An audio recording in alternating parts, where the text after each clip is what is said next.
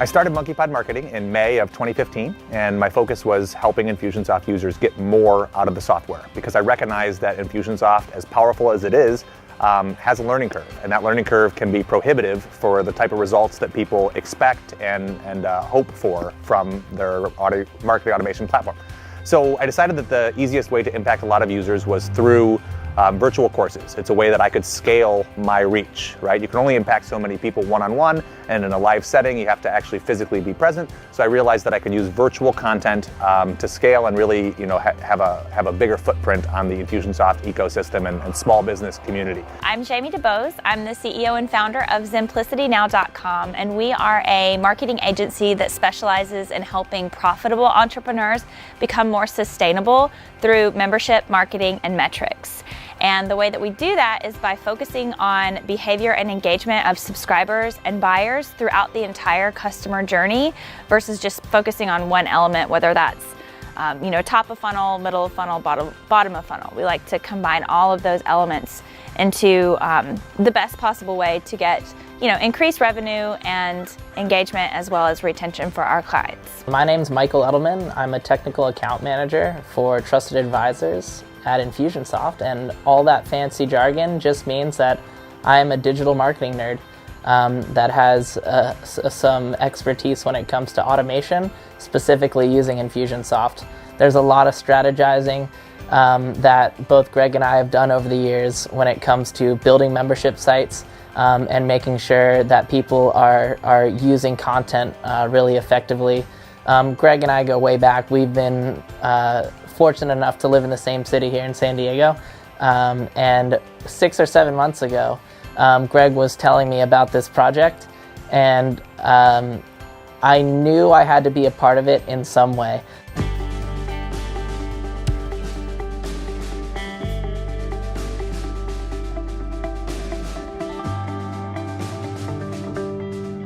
There's a couple elements to this project which are making it really fun, is that we're not just building a membership site, but we're also creating a piece of content about building a membership site. So there's elements that go into why are we doing this, right? And on the one hand, it's because I need a new membership platform and it's time to level up and it's time to grow up. But why are we doing it the way that we're doing it is because this is a conversation that I think deserves to be had. And it's been on my mind, it's been weighing on me for several years. And so I hope that by having it openly and transparently will make somebody's journey through the same process a little bit easier. There's probably way more business owners that we realize at this exact juncture of I want to grow, I want to make my technology better and do all this stuff, but it's a really intimidating process if you don't know where to start. And I think there's a lot of value in us showing them, you don't have to, let's keep it simple. You don't have to make it super complicated just to get it out there. Grow a membership, grow a community, have a place for all of your courses. Well, and the reality is that my business is growing as it is, and I'm using what I think we can all agree is inferior technology. Mm-hmm. And so if you don't have a pain, a specific problem, it's really difficult to prioritize the solution to that problem because it's there's other fires to put out, there's always something that demands attention. We've been talking about this project for almost a year, mm-hmm. right? Probably 10 months. Mm-hmm. And I think it was easily 6 months ago that we committed to it, where we said, Probably. Okay, we're gonna do it. We're gonna make it happen. And it took 4 or 5 months before we finally took it seriously and mm-hmm. set some dates where we realized, all right, obviously we're doing this in a little bit of an unconventional fashion, but we mm-hmm. decided let's do it in a 2-day sprint and try and get as much done as possible because we thought that would help showcase it in a more digestible way. Yeah. But for a lot of small businesses, I imagine they draw that conversation out the same way, because if you have a serviceable solution, it takes a catalyst, takes something to motivate you to go ahead and change it or to do something about it, right? Mm-hmm. So for this particular project, my role has kind of been membership site architect or strategist. And, my clients have named me all kinds of names, all of them good, which I'm happy to happy to say. But really my role in this is to kind of put shape and framework around the membership site that we want to create, coming from the membership site that we, had originally on Customer Hub. And it's also been, a little bit more project management in there mixed as well, since we are working with a small team. To actually get the project done. Basically, I'm orchestrating the entire thing with him kind of sitting in the, kind of sitting on the sidelines, like being the business owner, which I think has been an interesting combo for me too, because I like to collaborate with our clients and really use their vision and their story for what they want to happen and incorporate that. So it's been kind of a fine line to toe with Greg not wanting to be as super hands-on. He's just been kind of open to letting it all unfold before him, so to speak. As somebody who is seen as kind of a thought leader in the Infusionsoft ecosystem, it has been a point of embarrassment for me that my membership platform is this, is this tech that's collecting dust, that's, literally not evolved in multiple years. And not just because of the reality of the tech, but also because I know better. Like that's to me a big part of it, is like I just know what's possible. I know that there are better options out there, but I didn't know which way to turn, right? I knew there were better choices, I just didn't know like which one was the best fit for my business or what I wanted to choose next. My virtual courses have been delivered through Customer Hub. Customer Hub has been my membership platform, not really by choice, but sort of by default. If you aren't familiar, Customer Hub is the Infusionsoft membership plugin. And as a former Infusionsoft employee, it's something I not only was an expert in, but something that I had a free license of. So when I started my business without a whole lot of resources, it just made a lot of sense for me to use the tools that I knew and the tools that I had access to. I met Greg at one of our Infusionsoft user meetings here in San Diego, and I was super excited because I was like, yes, I finally get to hang out with this super smart guy and hopefully, learn a thing or two. And so when we started talking about membership sites, he was like, yeah, I'm on Customer Hub, but it's not really like the greatest. Like, I don't love it, but I haven't really done anything to do that. I saw my opportunity as an Access Ally certified partner to say, hey, Greg, I think you should check out this really cool software. Being the, tech lover that you are, I think you'd find it like super fun and super, I think it would really fill the gap that you're looking to fill with coming over from Customer Hub. And he's like, okay, yeah, cool, that sounds great. Just a question do you feel like you have not promoted your courses or your membership as much because you were like ashamed of your membership site? So no, I don't think I have avoided promoting it, but I have definitely avoided talking about it. And like I haven't wanted to shine a spotlight on it because it's uncomfortable. It's not my best look. It's not representing Monkeypod in the best way. And here's what I will say. I wonder if the vehicle through which I've been delivering my courses has affected the way that content has been received. I think we can all attest to the fact that your content is phenomenal, and I'm really excited to see it have a new home that's like worthy of like how awesome it is, because you do bring so much value to like so many people in the Infusionsoft ecosystem and also with your members. And yeah, I just think it's going to be a lot of fun to see how you are going to be more willing to talk about it and how the conversation is going to kind of shift. Like I think it's pretty exciting. Just from like a business standpoint, I have been embracing the fact that Monkeypod has sort of become like a transparent experiment.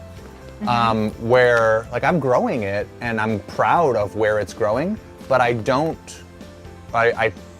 constantly reminded that I don't have all the answers and that I don't get everything right. So maybe that's like my insurance, that's my safety net, is like, if things flop, I can break it down and dissect it as to like, here's a cautionary tale of like how not to do something, yeah. A lot of times when I am approached for a membership site project, their project usually fits into one of three categories. They either want a membership core, like a membership community, like where they have kind of like the OG membership, an ongoing, membership.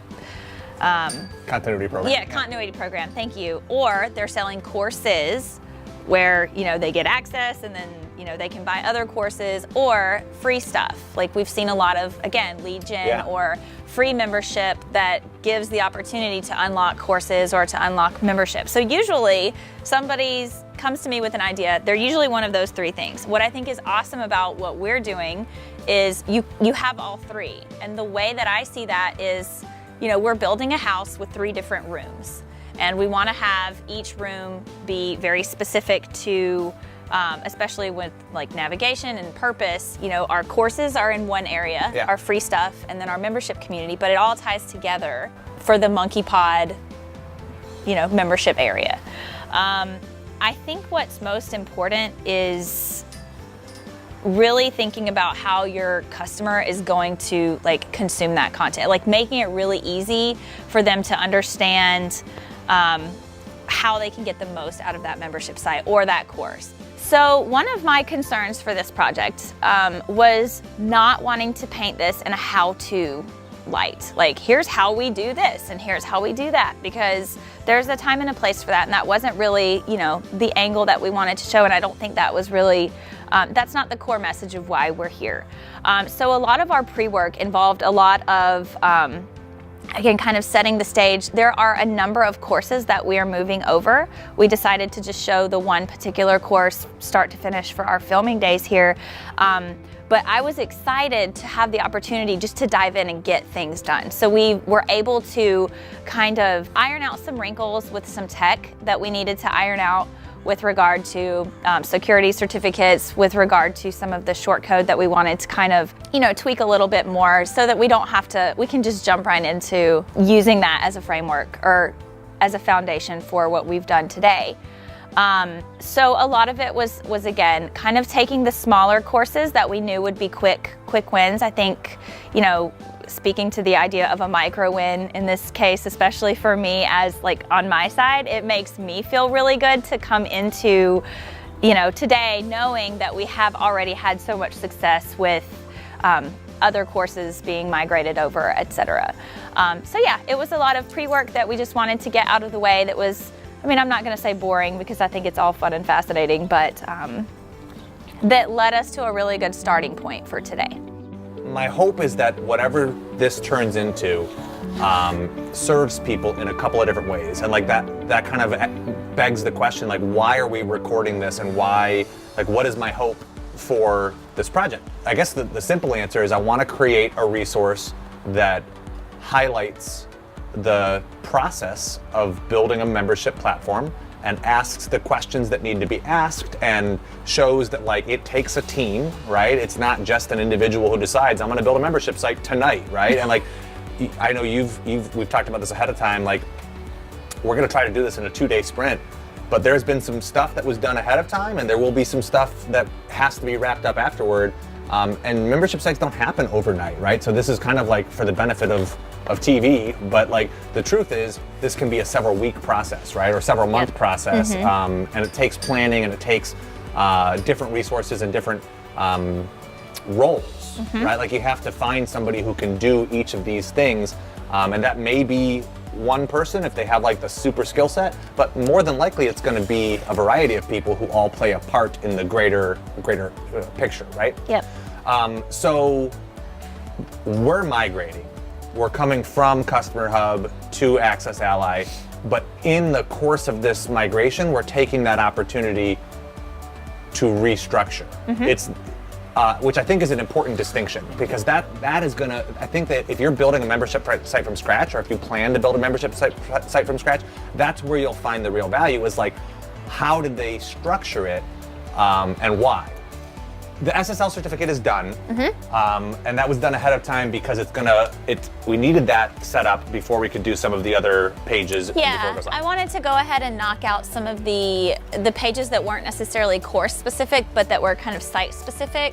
Like login the login page, the My Profile and Billing, just so, they could be, there's some quick wins that I like to kind of set up first. And then the e-commerce pod and referral pod pages, those structures have been built? Yeah, so we, really wanted to look at how we could kind of condense or make it easier for your members to navigate through all of the different modules. Those two courses specifically had a lot of videos, but didn't necessarily need to have just those one video per one page. Yeah. So we wanted to play with some film strip short code to basically create a slider for them to easily navigate through those module pages. And I wanted to get that done first so that we could replicate it for our future courses, so we didn't have to sit here and think about, that kind of code and whatnot. Okay, so we set up those ahead of time because it's not sexy to watch us build a bunch of courses. Yeah. Effectively, we've got 5 courses, and we're going to try to do one over the next 2 days. But the truth is that whatever you see, whatever we end up recording, will have been replicated 5 times. More or less. Yeah. In terms of page structure and permission structure. And with your page structure, you may have several courses that seem really similar, but actually they do have their distinct, personality, so to speak. E-commerce pod, we have our module page that has a slider for all of the videos per that, for that particular course. But LCM, we'll talk about later. We're going to actually structure that one a little bit differently, probably a little bit more traditionally, with each module being on its own page. So it's been fun to kind of see, where it looks like you can replicate, you totally can, and we are replicating, but that doesn't mean they all have to be cookie cutter. They can each have their own, the type of delivery that works for that particular course. So I think whether you are doing it yourself or, working with and collaborating with an expert or a strategist, that role is super critical because it's a different perspective from you as the business owner. You really have to think about, what does the site look like as a customer, or from a front-facing perspective. So we kind of combined that between the two of us, right? The strategy around what our pages are going to look like and what we want this high-level membership to be. I also highly suggest some type of developer or kind of handyman type role. That's because there's going to be a lot of things that come up that you might not necessarily know how to do yourself when it comes to CSS or HTML, just with styling, login pages, or just things that don't necessarily finessing the whole customer experience when they log in. Right. Here's what they see, here's how it looks and feels. Exactly. Yeah. If you're comfortable in WordPress, that's great. You can definitely do some of that yourself, and Access Ally makes it really easy to have kind of different levels of styling. You can choose some pre-filled, I guess it sort of etc. depends on what your comfort level is with that type of stuff. That's exactly what it boils down to. Comfort level and appetite. Yes. Because I think I'm probably more technically proficient than most. Yes. But I didn't want to be the person doing it. It wasn't the best use of my time for this project. And that is the type of thing that you can cast somebody to play that role. Yeah. Especially if you have somebody where you can be like, this is my vision, this is kind of what I'm envisioning for a module page. Yeah. If we're doing a migration, here's where the content is. It needs to come over. That's Brett. So that's Brett, yeah. So we brought in Brett to basically be, as he is, a digital handyman and implement things, especially for some of the stuff we needed to pre-bake, so to speak. He's been behind the scenes kind of making a lot of that magic happen and setting up the stuff that you could have done a lot of it, but when there's 15 of these to do or 20 of these things to do, right? It's many hands makes light work, right? Yes, and there's always going to be more than you think there's going to be in terms of pages or the amount of stuff or content that you need to move over. Like when we were looking at one of your courses and there's 10 videos for module 1. So having somebody like that is really beneficial. It's optional, but if you're working with a web designer, that might also be something people who are watching might want to consider. Just to kind of bring cohesiveness to the members area and the public website. Again, not entirely necessary. We're not using a specific web designer here for our use case. you need somebody who knows Infusionsoft, Yep. if that's what you're using as your CRM Yep. and your content delivery mechanism, or Absolutely. access delivery mechanism. 'Cause the Fulfillment content- campaigns. Fulfillment, Yeah. So Access, Access Ally is great. It's the membership side, but really, and I've said this so many times, the magic really does happen over in Infusionsoft with campaigns and the things we're able to do over there. I don't think we need to dance around that. I mean, Infusionsoft is the core Right. tool here for my business. Access Ally is the membership component, Yep, but exactly. everything runs out of Infusionsoft, and the Yeah. access that that controls these courses will be unlocked and controlled specifically through Infusionsoft campaign. I think I could do a lot of this myself, but the Yeah. reason I've got you and the reason you've got Brett and the reason that Michael is here helping is because for this experiment, like I don't want anyone to see this and be like, oh, I can't do that because I'm not Greg Jenkins and the Monkeypod. Yeah, we've talked team. about that. So Yeah. but the point is, if you're a business owner, you can do some of this, or somebody else can do it, but it has to get Right. done. Yeah. And so you need to decide if these are the responsibilities these are the things that need to happen. Who's going to own those? Mm-hmm. And in this scenario, we've had Brett Martineau fulfilling on some of the behind-the-scenes work building those pages. That's the Technical role that Michael will implementation. be playing over the next day or two. Yeah. Technical implementation. Perfect. Yeah. There are things that you won't think of just trying to do it yourself, or so it's all good to like build the plane while you're flying. Like Yeah. that's a totally like okay thing to do, but kind of again doing your homework, doing your research, and like really taking time to be intentional with mapping out the process, or again high level structure of what this wants to, like what we want this to be is. So you need a visionary, which is usually the Yeah. business owner. It's the person who like understands the content and where it all fits, right? You need a project strategist who is somebody who has done this before, right? Who's like, hey, you know what? I got a recipe, I got a path. Here's where we're gonna go. And you don't have all the answers, but between the two of us, We'll find them. I've got the vision and you've Yep. got the direction, Yep. or vice versa. And then you probably need somebody who's just gonna roll up their sleeves and like Technical execute. implementation. Yeah, Yep, absolutely. which is I think it's a good distinction that's a different role, and probably Yes. we should say an underutilization of Brett's skills. Yeah, But he was, yeah. he's a friend and Gracious local, and to so he's help. happy to help out. Yeah. But yeah.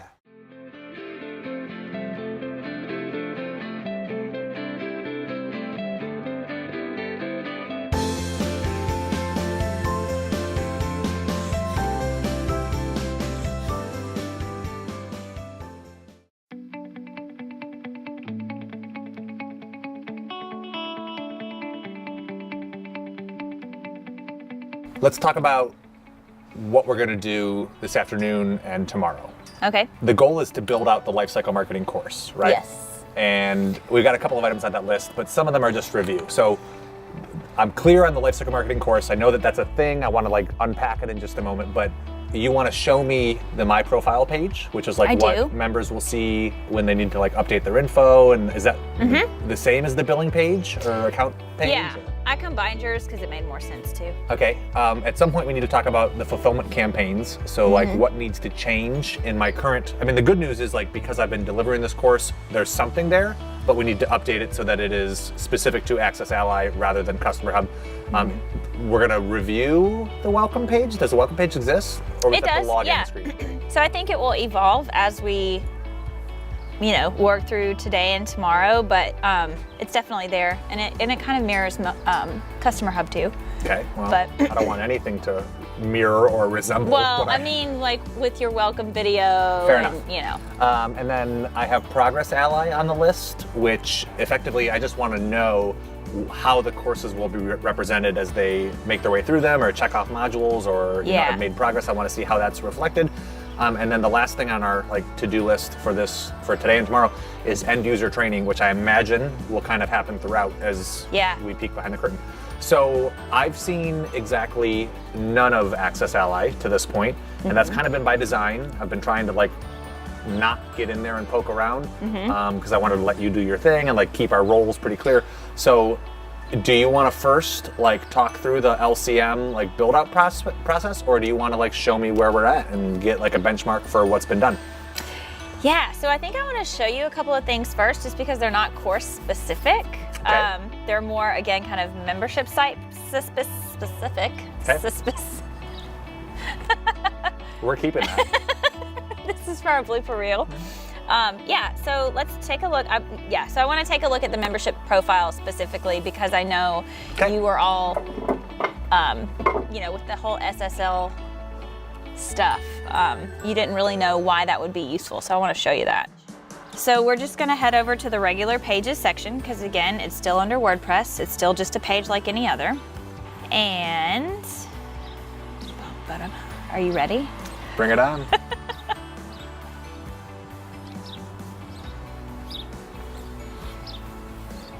Ta-da! Ooh. Yeah, so this is the new Monkeypod membership profile page, and this is where your members are going to be able to see everything about their specific account.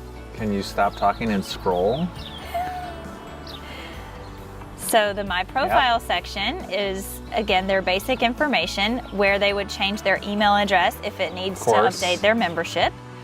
And the orders and subscriptions section here, this was part of what we needed that SSL certificate to be able to show. Okay. I don't have any orders specifically, so there's nothing there, but you can see under the My Subscriptions area, you can see my Monkeypod membership, frequency, and next payment date. So all of this is coming over straight from the subscription and Infusionsoft. Yeah. And if I want to, I can also see my past payments. So if I needed to look back for tax purposes or whatever else, it's all right there at my fingertips. Right on. You can change your payment method. I assume you can add one somewhere in here as well. So billing information, again, is to update the billing information associated on the Infusionsoft side. And credit card information, same thing. How much style or theming has gone into what we're looking at here? Yeah, hardly next to none, actually. So if we take a look at the page editor. Because I'm seeing some weird text wrapping stuff where the date was on 2 lines or the so you can clean that up yourself if you want to. So I just wanted it to be super out of the box for what we're doing here. So I simply have the shortcode added in here. But you can go into your page, your CSS for your theme or whatever it is, and make changes for, the table width and all that good stuff. So yeah, I have kind of the way that I think this page should be set up, which is what I did here for you. But it's all of our shortcode was just simply added via the add shortcode menu. So there's in the WordPress editor, there's now an Access Ally merge button, and you can add in the certain specific codes for different sections. And those is huge. This is one of the features that I love because it makes it, I don't have to think about, what's that shortcode for, account details or whatever. It does all the work for me. Yeah. So again, from a user perspective, or from a WordPress user editor perspective, it takes the guesswork out of having to go find that shortcode, make sure that it's right, type it in correctly, etc. So all of these, brackets that you see are just popped in via shortcode. Yeah. And then your text is all just basic. If you switch to the Divi editor up top, if you switch to use the Divi builder, do those shortcodes work? So yes, I didn't build this page in the Divi builder, but if you have this section here, then you'll see these buttons over there too. So we looked at the My Profile page, right, which has the orders and invoices and credit cards and subscriptions, right? Did you want to also show me the login screen or the welcome screen? I don't remember which one. Or well, maybe both. Let's do the login screen because one of the things that I wanted to remain consistent was the login for your customers to feel, again, familiar with. So if they're coming to a new URL, at least it looks and feels the way that they've been logging in. That makes sense? So let's see here. It will now because of the settings. I haven't. Ooh. But now. Okay, so the same background image. Yep, I wanted to use the same background image. And we might play with this again a little bit colors, more. Then you can ask Brett about that. Okay. Or maybe I just need to change that to an all white logo. That's what's bothering me. The white. But either way, I got it. Cool. Yeah, so again, it still kind of maintains the integrity of the login page that you have. Yeah, I'm not married to this look and feel, but that makes a lot of sense from a existing customer standpoint. Anyone who's logging in, you don't want to pull the rug out from under them. Yeah. I like that it's on my own domain, right? Yeah. And so like in the future, this login button, right, we will at some We're point gonna when we like hook that up. transfer, we'll switch to point to this page instead of pointing them out to customer hub. Okay. Yep. That's actually That'll on my be- list. I know, that'll be a big Or moment. this, one of the lists. Yeah. Cool. Yeah. All right. Yeah, let's take a look at the welcome page, that just so we have kind of an anchor for where we are with The that. page you see when they log in. So Or I've logged in. a Exactly. page they can see when they log in. The page that will be the But page you can have that they options see. is my point. Is Yeah. it doesn't have to always be the same page. It doesn't, or if you're coming from a different, like from an originate, like the page that you came from might have a different page that you see when you log in. Right. Yeah, that's what I mean. Yeah. You could conditional. Right? Exactly. Conditional is the word I was trying to find there. So now I have all these little dots on my screen. Again, I think that the full width pages for your membership site content work really well, and I'd like to see us continue to do that. Okay. Because it's just less distracting and it makes it feel like more exclusive, especially since it is on your same like Monkeypod Marketing domain. Full width as opposed to. Having the sidebar with like the blog Okay. post, or I think there was some blog posts or something. I'm trying to find an example. Anyway. Yeah, there was like Facebook posts and stuff. And the yeah, sidebar. and all that stuff. But So where will their content that they have access to show up? right here. So this is our welcome page. Again, we were also talking about being able to not show all of this if they'd already seen dismiss it or collapse it. dismiss it. So we'll figure out the best way to do that. Yeah, that's one of those things where I look back and I've had this welcome video on my Customer Hub homepage for however many years, and I really only need to watch it once. And Customer Hub does have the ability to create a partial that they can click and dismiss. I just haven't done it. And Yeah. like, that to me makes a lot of sense. Is like once they're done with this welcome screen, they should log in and see the stuff that they're looking for. Like just make that path easier for them. So I think that'll be a big like customer experience win. It's just a small functional thing. But Right, so you don't have to scroll all the way down to see our Yeah. course access. Yeah, so some of this, like I said, I just kind of wanted to keep it the same for now, and we can always build Cool. it out later. Yeah, so then the idea here is like this is their course dashboard where they can see, we only have these three because that's what we've been working on, but they can see all of the courses that are offered, and if they do not have access, then they'll be grayed out. I actually have my profile set up for all user, like all access, because I'm an admin. Of course. Natively stealing though, all my content. Natively though, Access Ally does not give an admin user, like you have to go in and actually click that box to Okay. give yourself access to everything. So if we updated that and then went back here,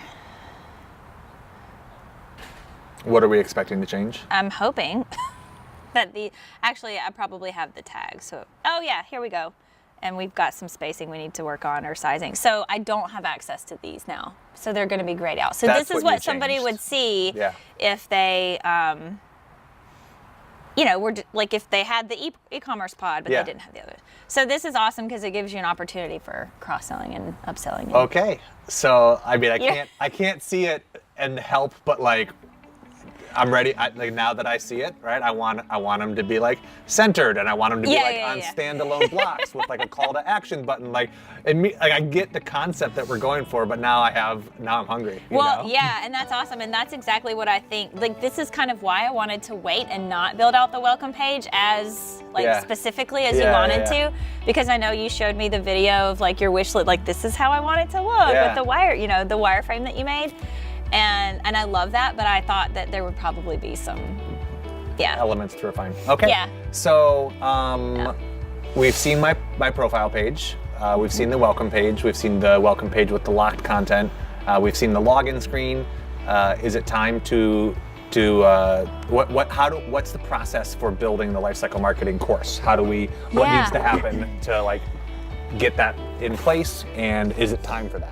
Yeah, I think so. So I think there's just a few kind of things we should talk about just to kind of nail down the specifics on How I want it displayed. Yeah, how we want it displayed, what, like the amount of content that we're looking at, and also you know, especially, we don't have to get into it right now, but fulfillment, like how it's going to be dripped out. And then we'll start, we'll run through the course wizard and we'll start building some pages. So I've got an idea for that. Maybe we can draw it. Would that help with sure. what your vision is? Okay. So I would like to see, thanks. I'm not married to it, but I'm sort of envisioning, like, if this is our page, like there being a floating like block with maybe the Lifecycle Marketing course has three videos: attract, sell, and wow. And they sort of represent like the three customer stages. So I'd like to see, like, you know, attract here, and then have sort of the three thumbnails for the three videos so that they can choose attract, sell, wow, and whichever one they click on replaces that. I don't know if there's an Access Ally like feature that like accommodates that, but that's kind of loosely been my vision. And then something below it with, like, you know, like additional like links or resources that supplement this course. So that's kind of been my vision. It hasn't been that way in the past. I think historically I've just done three big videos, but I don't like that they're kind of one below the next and they have to scroll down. So it seems to me that having one like standout platform with like helps them see which they are, and then, you know, ideally the ability to like check them off as they complete them, you know, or some indicator that they've like made it through a certain, you know, amount, or like progress gets shaded in, or what have you. Now, not knowing what Access Ally supports, how much of that is realistic? Do you think that that's achievable? Am I totally crazy? For this course specifically, I think it might make more sense to keep each video on its own page, just because there's probably a lot of supplemental content that you could, that needs a home, that it might get confusing if we keep all the videos on one page. I'm fine with that. Yeah. So each page will essentially have still the video and the content and the downloads. Do you envision there being like a course homepage that has like a directory of like, here's module 1, 2, 3? Yeah, so I'm like usually a fan of that, similar to, and again, we didn't look at this quite yet, but how you did the IS starter kit, where we have kind of a page within a page, like a dashboard within a dashboard, where we can list off modules, like module 1 complete, module 2 complete, etc. So yeah, I mean, let's play around with it and let's see what we can do. What's your vision for the bonus content? Do you think it makes sense to have a 4th page then? Yeah. Okay. Yeah, I think so. Cool. And again, that kind of puts, I like the way it sandboxes the, you know, so because these are 3 different concepts too in this specific case. This, like up here, the menu for the website, right? And, you know, oh wow, that's my tree. Monkeypod. This part won't change, right? Nope, our header will not change here. Whether they're logged in or not logged in, none of this up here is going to be. So we haven't discussed the nav bar yet. We'll probably, like, that's kind of a bigger conversation to have. Yes, I think there will definitely be other navigation here specific to the membership site, but I haven't decided yet how I want that to look. That's fine. We don't need to answer that right now. My question was like, cool, all right, if we're gonna do full screen, which I'm on board with, especially once you go to mobile, like that helps with in terms like utilizing your space efficiently. But I don't want this customer to have to go back to their membership homepage to see their other courses. I'd like there to be a different way for them to navigate kind of from a course to sub-nav course. menu. Yeah, I agree, and that's usually what we kind of build out to, or we'll do a page template that has a special footer at the bottom that has like my membership profile, my course dashboard, like, you know, kind of gives them like quick button access, so to speak.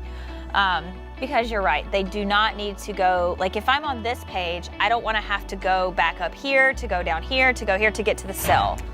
Yeah, well, and especially like I'm thinking that the menu, the nav bar items that are on my website right now are generally for people who have not bought things from me. Right. So it doesn't make as much sense to show the exact same things to people who, you know, we know different stuff about. Once they're logged in, we know something new about them. And that's a conversation too that I can't wait to have with our tech implementer, because I think that's how we can kind of we can give them our vision for what we want to happen. And I know that there's ways to, show or hide different nav menus based on, Cool. Access. Well, let's, I guess, You wanna do it? let's explore your vision for the Lifecycle Marketing page framework.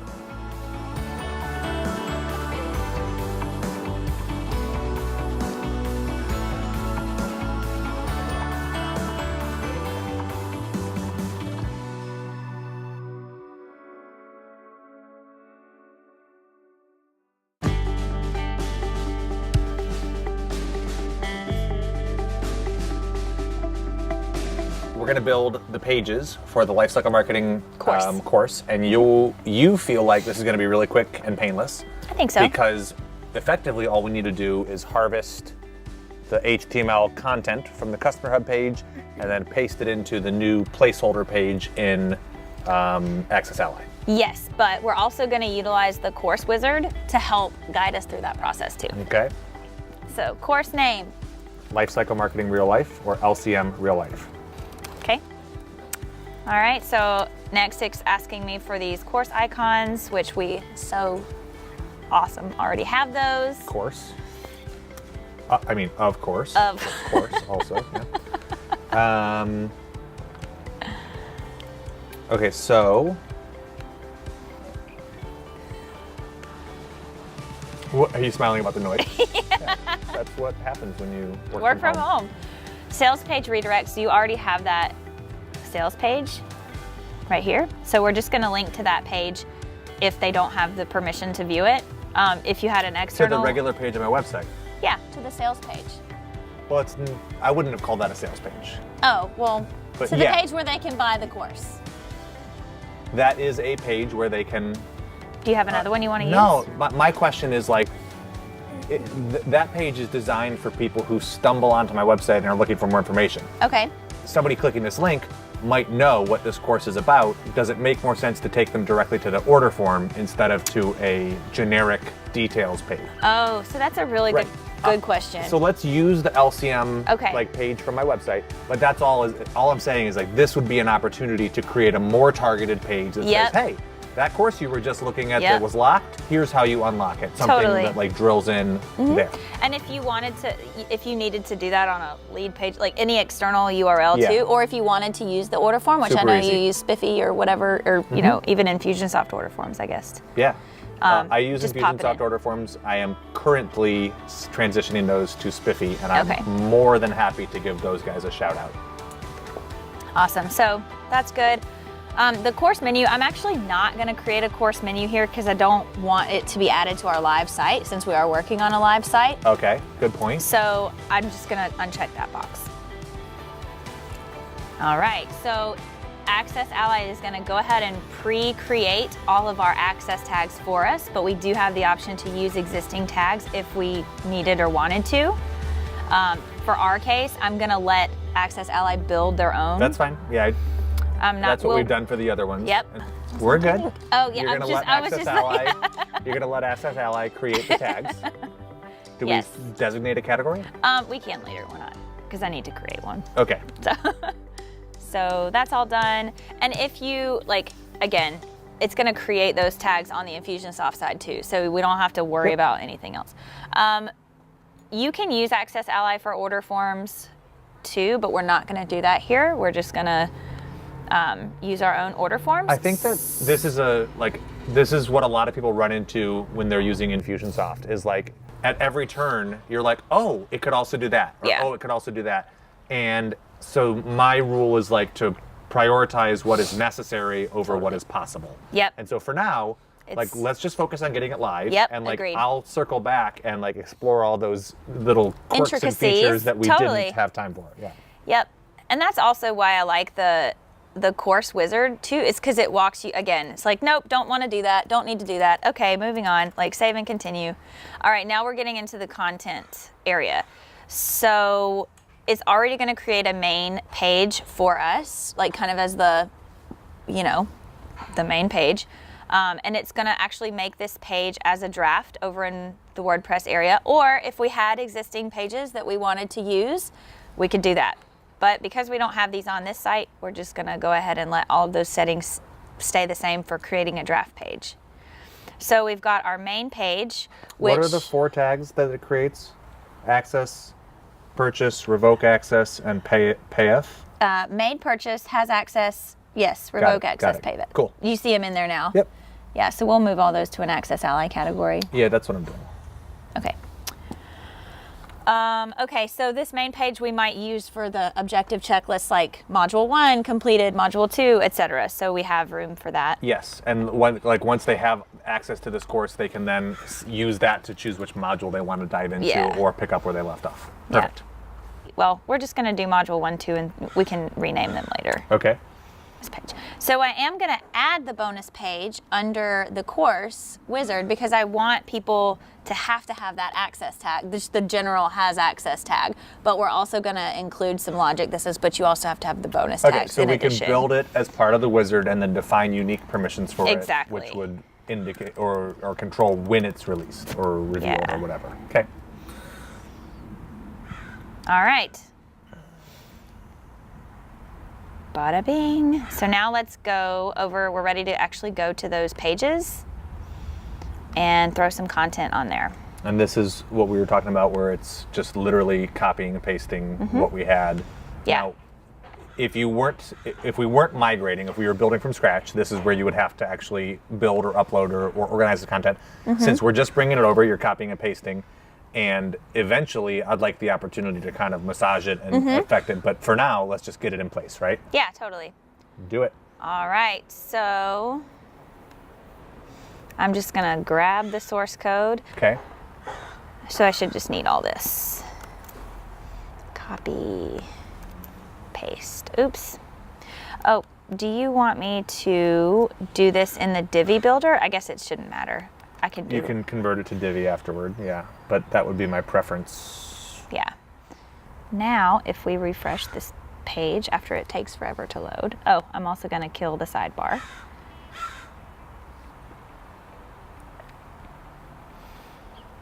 All right, so here you go.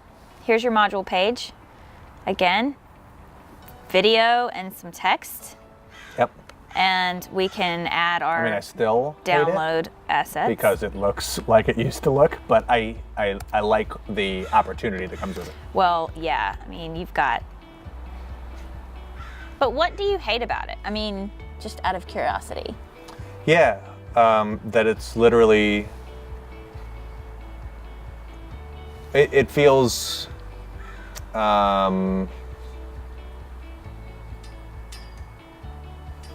like inelegant. Really? Yeah, it just feels like the video is just like slapped there. There's nothing like holding it or framing it up. And then the text is just boom, like paragraph below it. Like it just feels like an amateur blog post. Yeah. But that's okay. Like this is what it has been. And so the opportunity within the Divi builder is I know what to do with that now. Whereas with Customer Hub, I was pretty much held hostage by the HTML that I knew. Okay. You know? But I also want to tell you too, this is not an uncommon page structure for a membership site. So people who are just starting out or I don't want them to feel like this isn't good enough. So that's fair. Because that's fair. Is. And I'm not, but at the same time, like this to me feels relatively equivalent to what I had previously, right? Okay. So like that, what I'm looking for is growth. And like if we're transitioning to this platform, I want to know that this was the right choice, and it's the right choice because, and it's not the right choice because it looks the same, it's the right choice because now I'm set up for, I'm more in control, there's more I can do with it, and I have it integrated on my own site with, where the rest of my stuff is. So that's it. It's like from a design perspective, I'm not happy with a one-to-one transition. What I'm happy with is that it sets me up for those other things. But if you're just starting, I'm not like hating on a video and text. You have to start somewhere. But I've been stuck on that for 3 years. Yeah.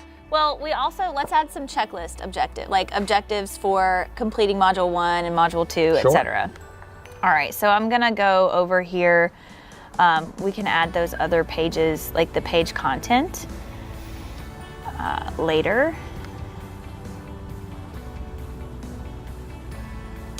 But what I really see for the main page is similar to, well, again, what we were talking about with this being a place where they can see their progress information. So let's just take a look at this preview page. So basically we've got here the 3 modules. I have these you cannot check these off. They're linked to those individual pages. Demonstrates. It's pulling. I think that's slick. Yeah, Cool. and I've never had anything like that. Does it automatically display? Yes. So well, based I on how added many- this short code in here for the progress bar, and it's pulling that from the fact that we have the There are 3 3 on that modules page, hooked yep. up to this particular objective set. If you wanted to, they have other, you can do a progress percentage. We'll just, Ooh, or a if you pie want, chart, a if you will. Pie chart. So yeah, we'll just throw some different options down here just so we can see what we're. That's not What does that say? Objective. Oh, private note. I thought it said positive note.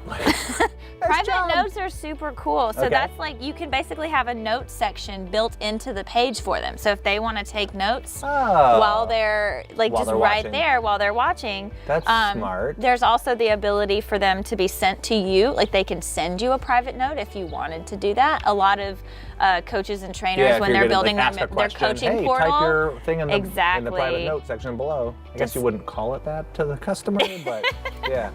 Did somebody say pie chart? I did. Cool. You about to see one. Good. So let's wait on this page to refresh. But yeah, the private notes are really, really useful, especially when you have something that's really content heavy that you don't, I mean, I'm a hand writer anyway, but if you're typing, watching and typing. Oh, that's cool. Yeah, so, and you can these look like this now, but you can customize this. Yeah, I'm imagining I can put my own colors. Yep. But this page doesn't have links to the individual courses. So these are all HTML. We can add them in here if we want to, and we totally can and should. Okay. I just haven't yet, but we can go back and do that if you want. Got it.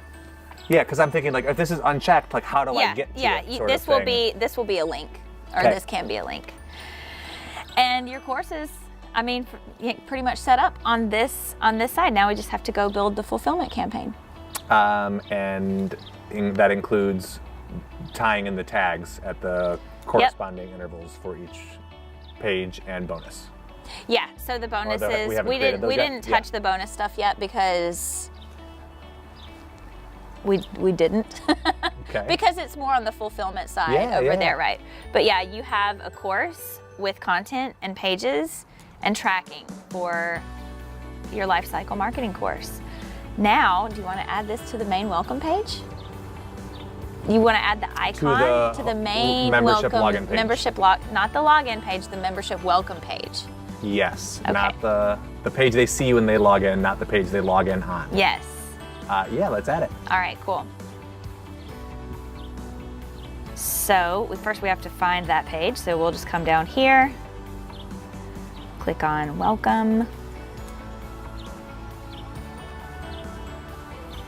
And I have these, again, we can line them up later, but we're just going to click on the Access Ally button, select the course icon feature, and then search for, I think I named it different, Lifecycle Marketing main page, insert shortcode, and update the page.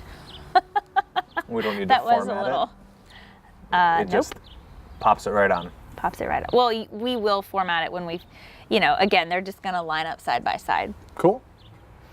But it's pulling all of that course icon and all of that stuff from that specific Access From the Ally page course. wizard, or what we uploaded. What in we the page. uploaded Yeah. there. And again, you can totally change those out. You can also have different icons per page. So in our use case, we might want to go back, V2, and add a specific icon for the attract, a specific icon for the sell, and for the wow content. And on this main page, the LCM main page, we would link to those icons so that when they click on that page, it just goes directly to that module page. I see. Does that make sense? Yeah. Like, it doesn't have to be on this Yep. page. Yep. It would be Here. Boom, there we go. Look at that. 1, 2, 3, 4. What are we missing? Trilogy. Yeah. Yeah.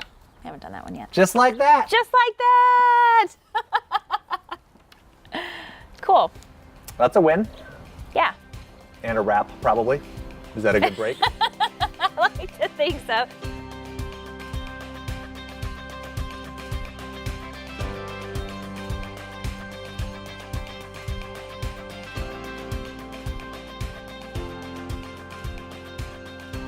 You know, Access Ally is a tool. And as a tool, it's only as powerful as the person who wields it, right? And I say that about Infusionsoft all the time. Infusionsoft is a tool. And like, if you layer it on your business, you know, it's gonna multiply your business. But if your business is a mess, you're about to have a really big mess. Such a good point. If my membership structure and architecture is crap, then switching it to Access Ally doesn't make it less Any crap. better. Right. So that to me was the big distinction. Was get it, just right in the middle.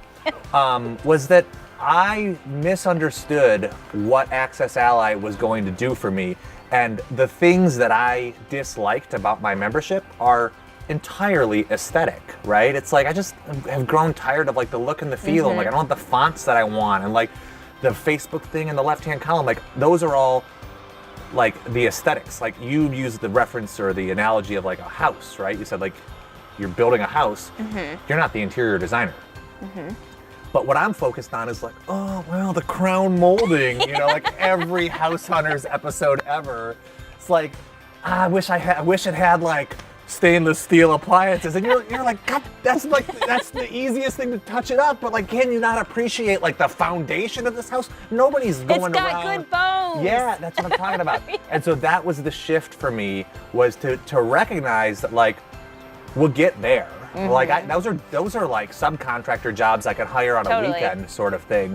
But this was the big undertaking of getting into a home that has good bones, that I can grow in, that doesn't have the same limitations that I was experiencing. So I feel compelled to point that out because I'm not disappointed. I was underwhelmed, but that underwhelm quickly translated into optimism because excitement. I had this full circle, like I just leveled up. You know when you like, you're driving around like a parking garage and you like try to get to the next floor, you drive in a circle, but you end up one level higher. And that's how I feel, is like, oh, I haven't necessarily made Spiral forward staircase. progress, Yeah. but I'm one level higher. And so I see it differently. I have an appreciation for the role, a clearer appreciation for the role that Access Ally plays. And now I have renewed excitement with what I feel like are probably more appropriately aligned expectations. Yeah.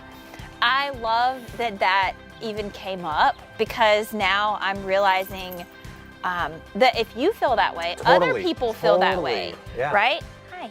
So it's really good for us to talk about it. And for me, as a service provider for both, Infusionsoft and Access Ally, like I want to know, I want to know those hesitations, like that underwhelm, to be able to make the conversation be more.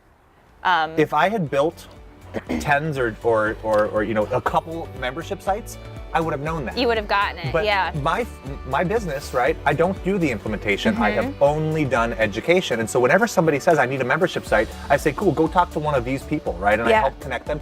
And that's the end of it. I don't necessarily follow that journey.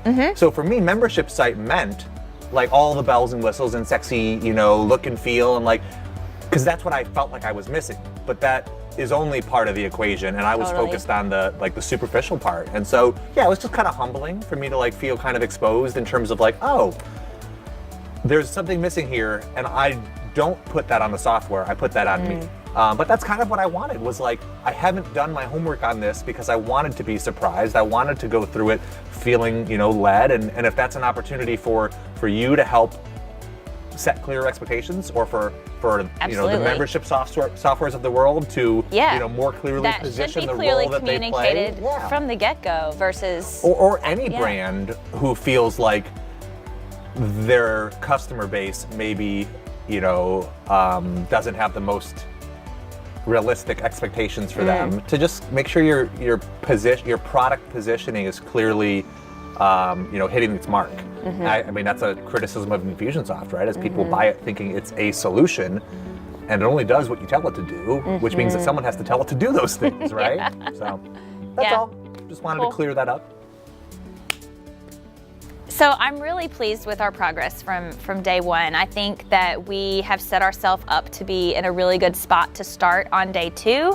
And there's a really clear line of demarcation between WordPress, Access Ally, and then tomorrow getting to focus on the Infusionsoft piece. One thing that I'll be excited to dive into more is the actual migration of members. I know that particular part of the process of moving membership sites can be very tricky depending on what platform you're moving from. So I think there will be some really good conversations tomorrow that'll be really beneficial for viewers, because these are all questions that, again, I hear and kind of fears or hesitations that I hear from clients. So I'm excited to see how all of that plays out again in a day 2 setting. We started the day off with some contextual conversations about where this project has come from and what got us to this point and why we're undertaking this. But we also had a big milestone in that I got to see some of the live or to be live pages for the first time.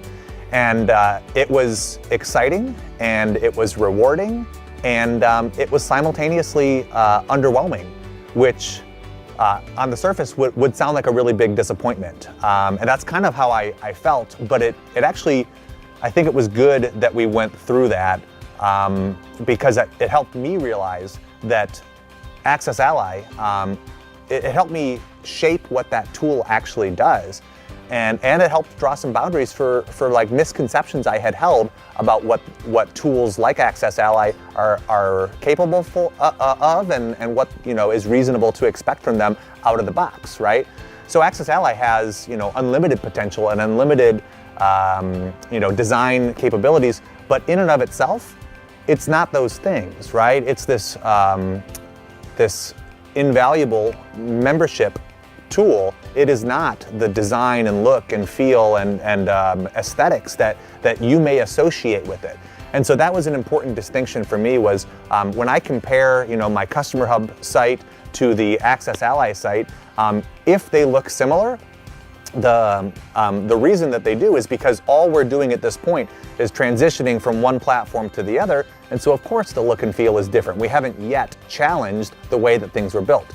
I think the distinction is, and where the real true benefit in this project will lie, is that we've gone from being at what I perceive the upper limitations of Customer Hub to be, without extreme and exhaustive custom CSS or skinning, to being the absolute bare bones baseline of Access Ally. So to go from using one tool to its extent and using the other at barely a surface level without losing any look and feel, to have an apples to apples comparison, to me, that's a huge win, just because of the sheer potential moving forward. And so I think that has been my biggest takeaway today, is recognizing that Access Ally isn't a magic pill, just like none of these tools are, right? It is a functional and strategic and valuable tool that I had sort of assigned some characteristics to, some qualities to that they never claimed to be. And so this has been really important for me, is just realizing, okay, I've got some work to do, and the bones are in place, but if I have a vision for where I want the site to go forward, the difference is I now know how to get there, because Access Ally overlays with my WordPress site. It works with my Divi theme that I'm familiar with, and so now I feel like I can see the path forward much more clearly. And any optimism that faltered with my initial sense of underwhelm has fully been restored just by the potential for the path forward. We really had to make prioritized decisions about the team players that we wanted to have for this particular project. And again, it just shows me that even for me as the membership site architect, I am not a web designer. I am not a web developer. It was probably more important for me to have those people supporting me rather than have them supporting Greg, so that we could all support him. So I think for business owners who again, are kind of in that space of where do I want to like allocate my funds or my resources for a project of this size, think about your priorities. For us, it was getting off of the old platform and onto the new one. Version 2 might very well be like a site rebrand that he does or whatever that looks like. So think about what that is for you and do that. Like, don't feel like you have to have all the checks in the boxes for every single team member that there ever was for a project of this size. Because it's okay to go in, you know, kind of lean and mean just to like get things done. Because there's always an opportunity for, you know, advancement. Version 1, right, has to start somewhere. And, you know, we all have designs for our business, whether it's, you know, launching your first course or launching your 10th course or building a membership site or building a new membership site. Like, we always have that next level of what we think is possible and what we hope for ourselves. But I think the important thing is to celebrate like micro wins along the way. Even if you are not yet at what you think the destination is just to take the time to pause and to recognize and appreciate the momentum you may have and the progress you have made.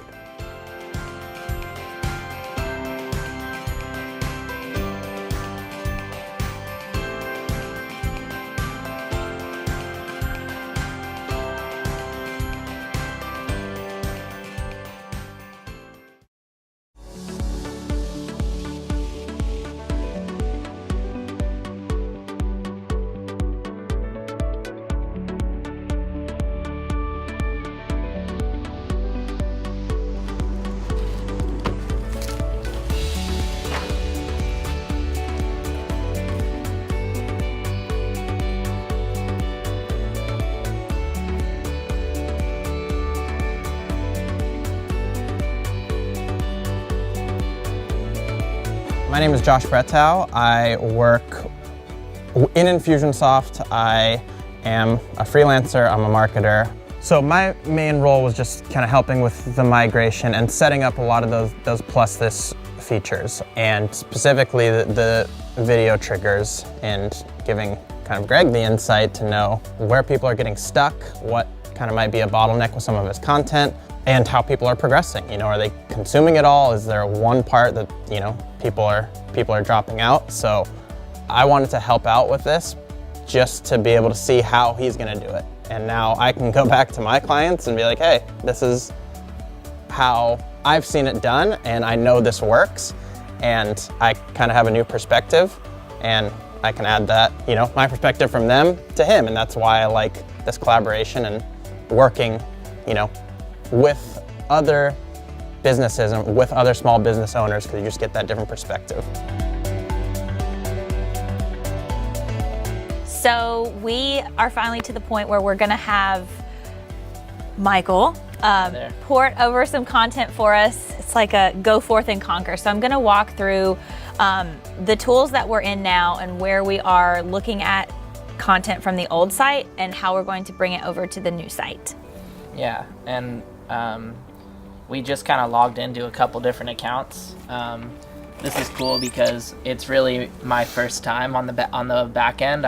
We've been talking about it in hypothetical land for a long time, but now I'm actually logged in, and it looks like the tools that we're going to be using are, and this is kind of important for implementation.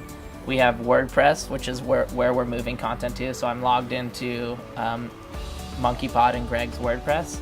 And then I'm also logged into Plus This, and Plus This is what we use for the video tracking that we're going to be doing. So I'm kind of dialed into each of those individual backends right now, and we're going to be hopping around a little bit, but I'm going to lean on Jamie to show me how and why we're doing the things we're doing. First I want to, because we've done a lot of pre-work here, so we've had Brett kind of go in and start initial migration, especially for this e-commerce pod that we're moving over. And I think this will be a good thing to show you, because I think once we clean up some of the code on the WordPress side, it'll be easy for you to duplicate. So super quick crash course, if we look at the Monkeypod preview here. In Customer Hub. In Customer Hub. So Yeah. from a high level, what I'm doing is I'm adding plus this features in order to do video tracking, and I'm swapping that for standard Wistia code. Why? Because Wistia can't track how much of a video somebody's watched. It can, but we're doing it with plus this. Yeah, so Okay. great. I guess that's a great point, Yeah. right? So Wistia is the video hosting tool, Yep. and it does track video consumption. Like you can see per video how many times it's been viewed and stuff. It doesn't have built-in triggers for certain benchmarks to pass that information back to Infusionsoft. So that's where plus this saves the day. We can take the Wistia embed code, pop it into plus this. It creates a different embed code, which basically just loads the Wistia video, but wraps it in plus this, like, hey, at this benchmark, apply this tag, at this benchmark, apply that tag.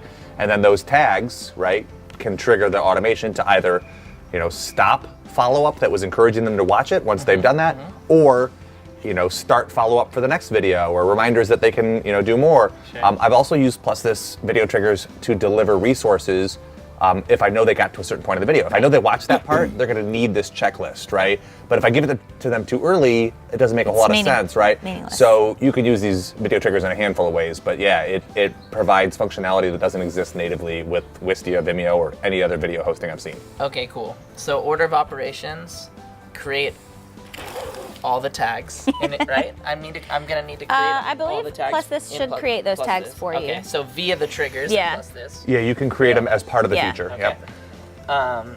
And then in that feature, I'm gonna put the Wistia embed code in. It's Yep. gonna spit out my shiny link that Yeah. I need. It'll be a new embed new code, link. but yep. I'm just replacing that shiny link with the old Wistia link. Yeah, and I think that'll get you Fine. going, and then I think this will be easy too, since it's a good one for you to learn on, and then when you're done with this one, we can just replicate again. Go forth and conquer. All right, thank you. Get it done. Thank you. I'll see you guys in 4 days, and we'll have half of a page built. Just kidding. I'll see you guys in an hour, really. Yeah. That's cool. Cool. Thanks. Thanks, buddy.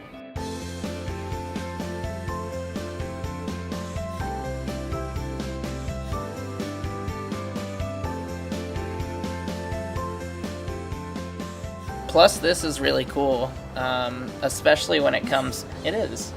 But in this particular implementation, we're using plus this to do something really interesting and helpful on the reporting side of the membership site. We all know that videos can be hosted on a variety of platforms like YouTube and Wistia and Vimeo, and even in membership portals like Customer Hub, you can potentially host videos as well.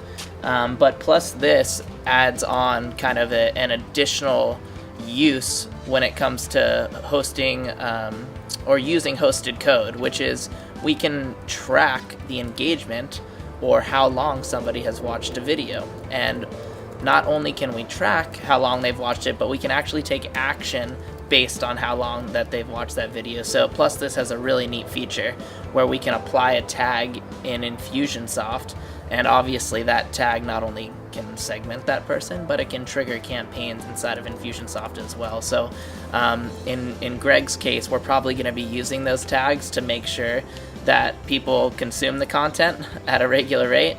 And we'll be able to do some cool things in terms of reminding people who maybe started a video but didn't make it all the way through throughout that course. So I'm excited to see how these features really move people through Greg's Monkeypod courses, and we can actually use these triggers across every course that he has inside of the membership area. So it should be pretty powerful.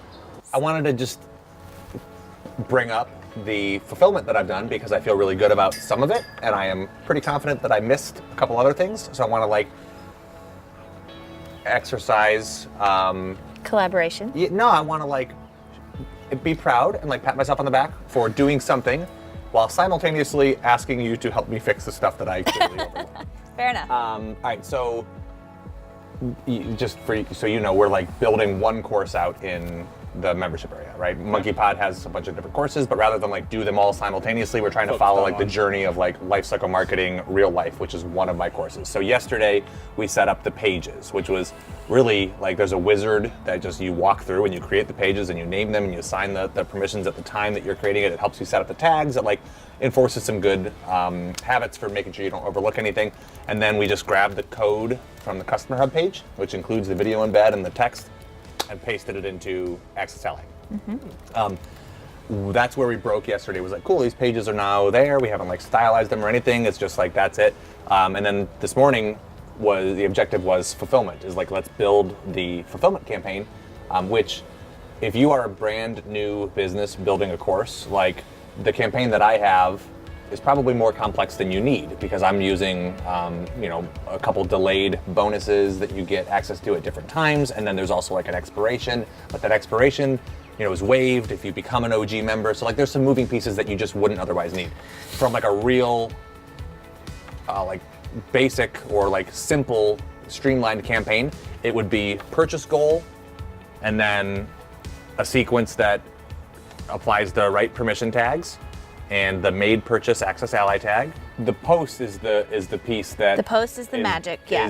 Is A, different, but also like super important, because that's what communicates with the WordPress instance to let them know, hey, create this member, or if this member exists, update it with the new permissions that have just been applied. Exactly. And then you would, have an email that delivers, hey, here's where you go get your content, and here's the credentials you need, and like, any other context for the course that they just bought. So that's it. If you're like designing from scratch, like that's all you need. What I had to do was go to my existing campaign and say, all right, cool, everywhere where it was applying my Customer Hub tags, we're now gonna switch and apply the Access Ally tags. And so I did all of that. I combed through and updated all of those. I think in the process of setting up, like going through the wizard, or maybe it was afterward, you added a LCM bonus page, but we didn't bring the content over from that, which was fine, because it gave me the opportunity to say, cool, I saw what Jamie did yesterday. I just copied and pasted it over, and then I was able to like switch to the Divi builder, and which is where I'm familiar, because that's what I use on the rest of my website, and massage it and move it into the look and feel that I wanted for that page. Where it got a little bit ninja is using the Access Ally conditional logic short codes to reveal. So the page has its own permission, which gets revealed by a separate tag. And so that page shows up 3 days after you buy the course. But then a second video, or a third video actually, on that page gets revealed 2 days after that. So there's like staged release of just the bonuses. The content you get all at once, and then I was able to do it with one page that shows up, and then a conditional part of that page that shows up. Did you have tags? Yeah, which is like, it makes sense, right? Like that's how I expected it to work, but this was the first time that I had like stumbled through that. And so that was kind of empowering to like be able to figure it out, and it does what I expected it to do. And what is the plan for this afternoon? So can you give us an update on where you are? Yeah, so I just finished the Plus This build out of video triggers for the ecom course. And so now we are big brothering anyone that watches any videos in the ecom course, for whether they started it or whether they made it to 75% in each of those videos. And so you've used Plus This video triggers specifically, So those tags are being applied. There's quite a few videos that need to be moved over. So I think if Josh and I divide and conquer a little bit on move over from where to where? From Customer Hub to WordPress. Do the course pages exist in WordPress already? Right, Brett created those? The pages exist, but for referral. For the referral pod, but we need to do the video triggers for them. And then my understanding is they're either is it the Getting Started course or the IS starter kit? Yes, kit. That is what I would love for them to work on after Josh the referral can probably own that. But the video triggers have already been created for that course. For that, right. Yeah. So it's more going to be just cloning a WordPress page and making sure that really riveting stuff. The pages are there. This is the nitty gritty. Like this is and this is what people do not account for when they do it themselves. So like they totally underestimate the time that it takes to do this part. Yeah, so he can own the my recommendation would be he owns the getting started stuff, cloning that page, making sure that he uses the Access Ally shortcode correctly, and making the videos. Have you used You Access could Ally? even so you could even just pull it out in a text field, New in a tool text for the tool belt. a note, and then just redo it that way, because the pages are there. You just need to copy that film strip code that we were working on and do it that way too. How many videos are in the getting started? The IS Like starter 40. kit. Yeah, there are 40 short and actionable modules designed to help establish the foundation of understanding you need to get the most out of Infusionsoft. There Yeah, it's are not already time released. They get it, different so we don't have to pages worry for the about like different this modules. one, then this one, then this one. It's just like, hey, you get all these videos, work through them at your own pace. Because as much as I'd like to believe that course is like linear, the reality is like some of it will be review for everyone. No matter who you are, 1 or 2 of those modules, or 5 or 10, will be stuff that you've already stumbled across. So I wanted to give people access all at once so that they can kind of create their own progression. Perfect. All right, let's get to work. Sweet. Right after these tacos. Okay, so the fulfillment campaign that I use to deliver the content for the LCM real life course triggers with a purchase goal. Now, Jamie has used purchase actions in the past, which is probably a more reliable way to handle that, less margin of error, but I've had pretty good luck with purchase goals, and it's probably what most Infusionsoft users are familiar with moving forward. So that's what we're going to stick with for the sake of this implementation. On a simple campaign canvas, it'll start with just a purchase goal, and then a sequence which would apply the appropriate access permissions tags, and then an HTTP post to tell WordPress, hey, either create or update this user with the course access that we just assigned using those tags, and then an email to deliver their access, to notify them that they can get in there with their login information and whatever link they need to the course that they just unlocked. That's it. Now, in my campaign, I've got a few other moving pieces. So we're going to dive in now and add the HTTP post from WordPress, from Access Ally, in the areas where I would have been updating Customer Hub, but this time pointing to WordPress instead. Here's the campaign. And here is Progress Ally. We need Access Ally. We need to find the post, right? Which is General Settings. It's going to actually be under your course wizard. I clicked on it already. Oops. Womp womp. Okay. Course wizard. There's a copy button if you scroll down. It's easiest. And then scroll down. And it's right here. We'll test it. That's it. See if it Yep. comes up, but- Okay, so you whenever grab you that? apply a course tag in Infusionsoft, I need to ping that following URL, which just updates their record in WordPress, right? Yep. So in here, Back to as soon as that tag is applied, before the access email goes out, we drop in an HTTP post. the code. I didn't know you could actually do it that way. Oh yeah. What? Yeah. And paste it right in. Paste it and Mark it as ready. This one is just script to script. And it's all set. It's pretty far Yep. down though. So good job, buddy. I also need to do that after their bonus content. Yeah, right? so anytime that you're applying, or in some cases, but anytime you're applying those bonus tags, you need to update WordPress. You need to ping the URL. So that one you can see did not drop in line. I see that. Yeah. I see that. There's a little finesse to it. Yeah. And it has to happen after the tags, right? Yes. But there so doesn't it's need always to be tag post. Tag doesn't need to be a post. timer of any kind, right? Nope. Okay. So pop that one in, and we'll put one in here. I think Oh, you've got your tag. You need to. Thank you. Fingers crossed. There we go. Super easy. Always the same. Yeah, and then it would be, I haven't done the free trial stuff, but I would also want to do that when if they get the free trial module, right? Yep. Cool. Good, really That's fast. Just like that. This is not the.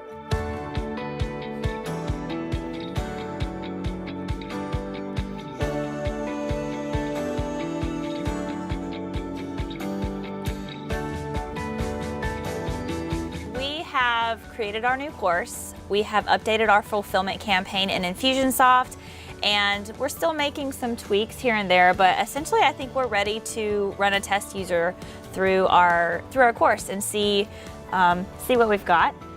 So that's super exciting. But another thing I really want to focus on here is we have a really powerful piece of software, and Access Ally can do so much more than I think we've even kind of scratched the surface. We've been concentrating on like getting to feature parity. It's like Yes. getting what I had migrated over, which Yes. is fine, but not sexy, right? Right. That's kind of just necessary. So now this is the part where like we get to talk about the bells and whistles. Yeah, and one of my roles in this project is, as the strategist or as the architect, is to see what else we can do in order to improve that customer experience and also get the most value for you out of the software that you're paying for.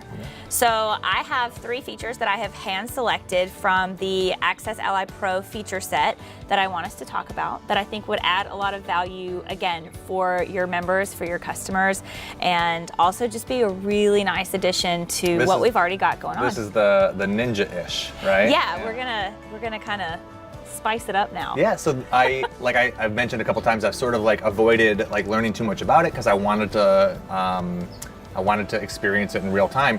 But the drawback is I haven't been able to get super excited because I just didn't know. You don't know what you don't know, right? So lay it on me. Where are we going?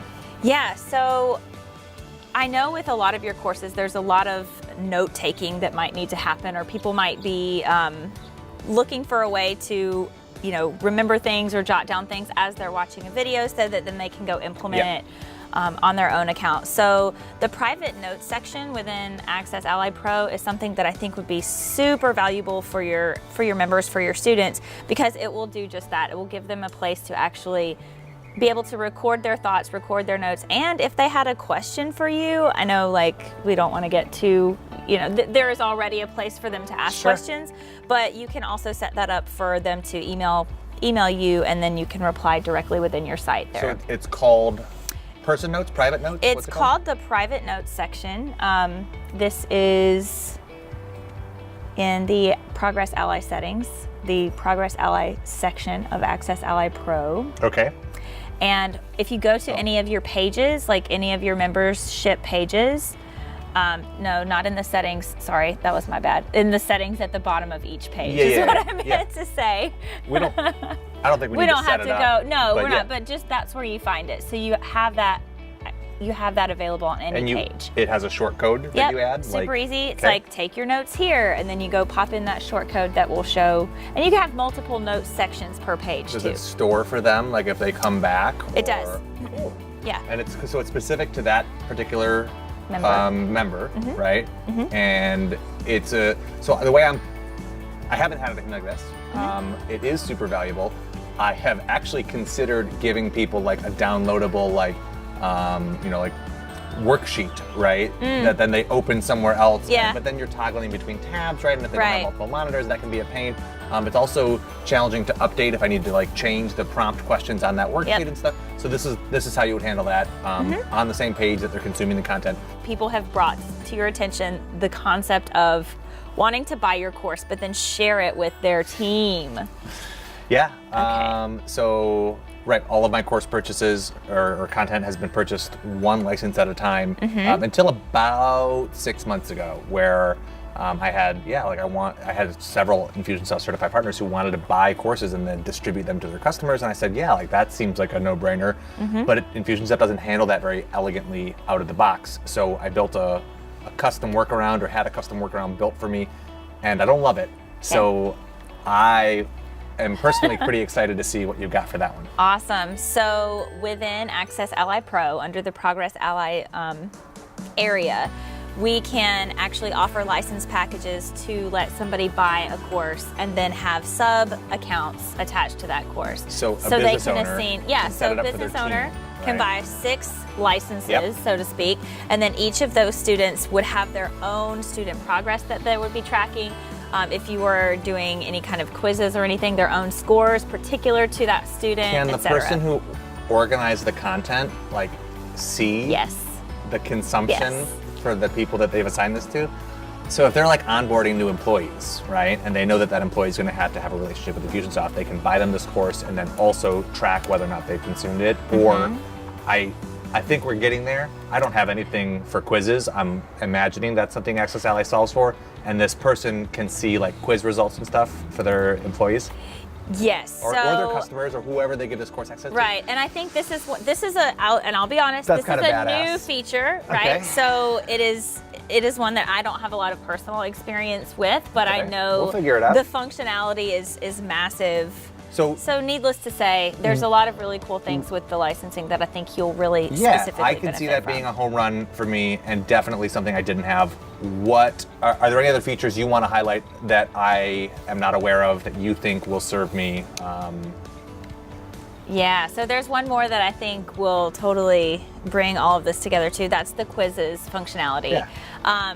There are 3 different types of quizzes that you can use in Access Ally, so you have a lot of flexibility with whether or not you want to have them graded, or I like to call it the Cosmo quiz, where it's like, are you a spring or a summer, or a, different ways to find their answers or whatever. I think this one would be particularly interesting for you because you could have kind of an assessment, so to speak, to gauge where somebody is on their Infusionsoft knowledge, for example, and then based on their score, recommend the next course of action. So if you've completed a course, what should I take next? Test comprehension, right? And to test between test modules, hey, here are those key takeaways. That's one we see a lot. I just did. Speaking of Zapier, they have an expert certification that they're rolling out, and I'm in this beta group, and so I just went through their their course 101 version of that, and it was these 4 and 5 minute videos, and then there were a series of 5 questions after each one, right? Which. And they you were can't relatively go to the basic, next module but it trains you to listen for specific things. Absolutely. And I can't help but consume that while thinking about, ooh, this would fit for me. Yeah. I haven't designed my content that way, but it would be easy enough, I think, to Absolutely. pull key questions out and create a quiz from it. And the thing that I love about that too is it also opens up other possibilities for unlocking next chapters or next modules. Oh. So you don't have to have a timed released course. It can be, or right. They can be in the user can be in full control of how that course is unlocked. Okay. That's cool. I was thinking of this as all right, that's a nice thing. Yeah. But I can see functionally how that would control and let them dictate. It's like choose your own adventure, right? Right. It's as they have an appetite for it, or they demonstrate the competence, they get to move on and unlock different things.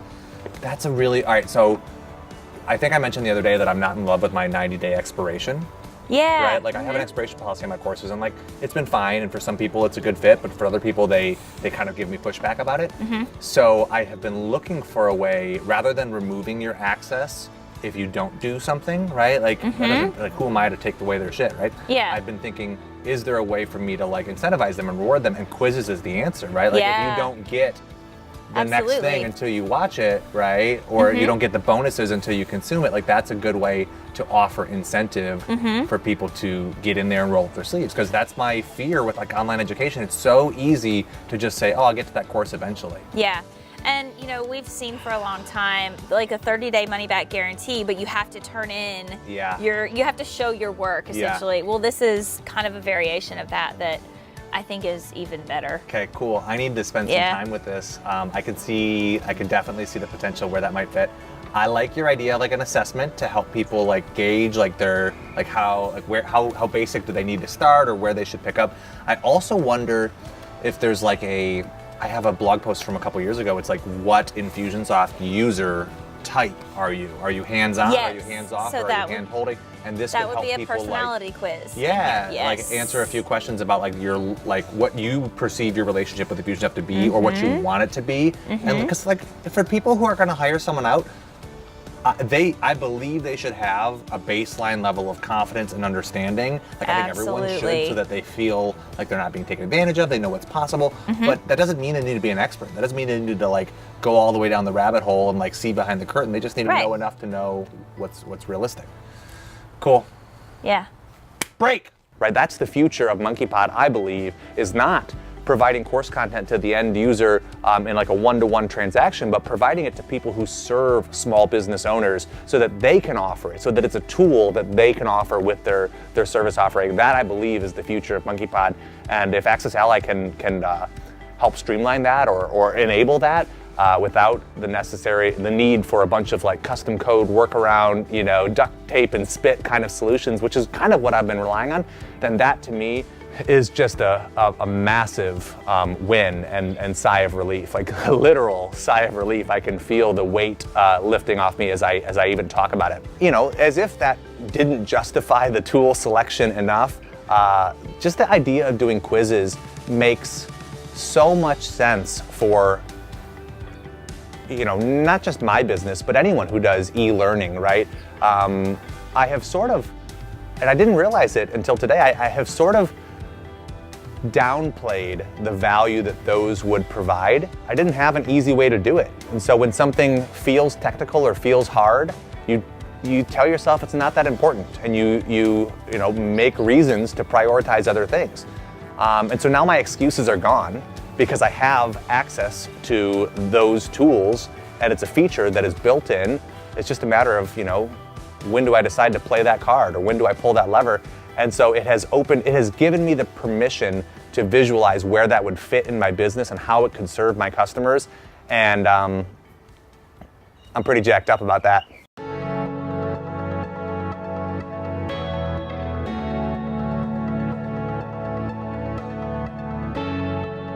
We've come a long way, man. Yeah, I'm stoked. Okay, so if this is like the point of purchase, right? This is like a benchmark in like a customer like timeline, right? From like their relationship with me. If this is where they buy, and like we could actually use that as a like campaign builder goal, right? Yep. Then this is where it triggers their access. And we talked about like the first thing that needs to happen would be like a tag being applied to indicate their permission, and then a HTTP post to talk to the WordPress site, and then an email with their access and whatever else, like instructions for how they can consume it. Right. That is, in like a nutshell, the simplest version of this. Now my Yes. campaign's a little bit more complex. We've done this. Like this already exists. This purchase was there, so I was able to like repurpose what I had set up from like purchase automation, and the tag. I actually had a Customer Hub tag being applied, but so we just swapped that out for the Access Ally tag, which maybe we could have used the same tag totally could technically, but in like the nature of like a clean start and the way somebody would build Yeah. it from scratch, like that's what you would do is set up your permission tags there. The HTTP post we had to add, right? So that was the piece that we had to like actually insert because that wasn't a necessary component in my Customer Hub structure. Right. So that's all well and good, right? There's actually a delay, and then a couple days later there is another tag which unlocks the bonus content, and then we had to do another HTTP to tell WordPress that that's been unlocked, and then there's an email giving them access to the bonus. There's actually that repeats itself 4 times. depending on the course. Yeah. As many as 4 times, because I'm all about that bonus, just Right. unlock content until the cows come home. Insert whatever local analogy makes sense to whomever's watching this. So I feel really good about all this, and like from the customer like timeline journey, this is a pretty short window, right? Like that happens over the course of a couple of days, but there is an element of their journey like pre-purchase that we haven't addressed, which is like, hey, if they if they sign up for the free trial of one of my courses, the goal is to drive them to buy. Yeah. And right now that's still pointing to Customer Hub. So Right. Let's talk about it. yeah, well, I haven't like solved that yet, but I don't want to overcomplicate it. Like I think we're just gonna like take that section and like do the exact same process, right? So like if there's a tag in here that, Is this a web form? yeah, that's how they opt in. Yeah. It's like a pop-up form on my website. So it's like, this hey, is still a before you buy this similar- course, try it out. Yeah. So that doesn't need to change. Nope. The only thing that needs to change is instead of a Customer Hub tag, right? We'll swap that out and use the Access Ally tag, and then posts, they still yeah. get an email. Yep. The email doesn't really need to change, but yeah, there needs to be in that window in between HTTP post, and that's it. Yeah. Like that process is going to be that's important for me to get super clear on, because that needs to happen for all of my other campaigns. Anytime there's a Customer Hub access trigger, I need to swap it out with an Access Ally tag and a post. Yeah, and this is another common use case for Access Ally as well. They call this the login opt-in, and it's something that we are starting to see more and more in the, the online world when it comes to new subscribers and trying to get them, because really we want them in our membership site because that's where we can, sell them. That's where we can cross-sell. That's where we can do, stuff like that.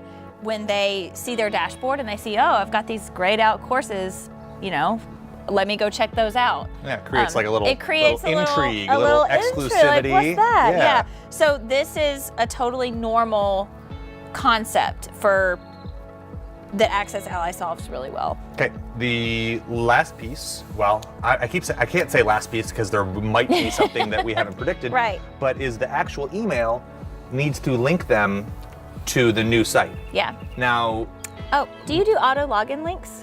Sometimes, yeah, in some places, yeah. Okay. So, but my point of the reason I highlight that is because Infusionsoft, which I'm a huge fanboy, in the campaign builder it allows you to use campaign links, right? So most of my campaigns are set up with campaign links, and if anyone doesn't know what campaign links are, this is going to be super important, and it might just blow your mind. You can set up like I know where you're going with this. Like a campaign specific set of links you're going to reference throughout your campaign. And then you just pop them into all your emails. So if you have 15 emails and they're all pointing to the membership site or a page within the membership site, if at some point that URL has to change, like moving from Customer Hub to Access Ally, love it. Instead of updating it in every single email, I really only need to update it in the campaign link section, republish the campaign, and now every email that was referencing that link is now pointing to the new part.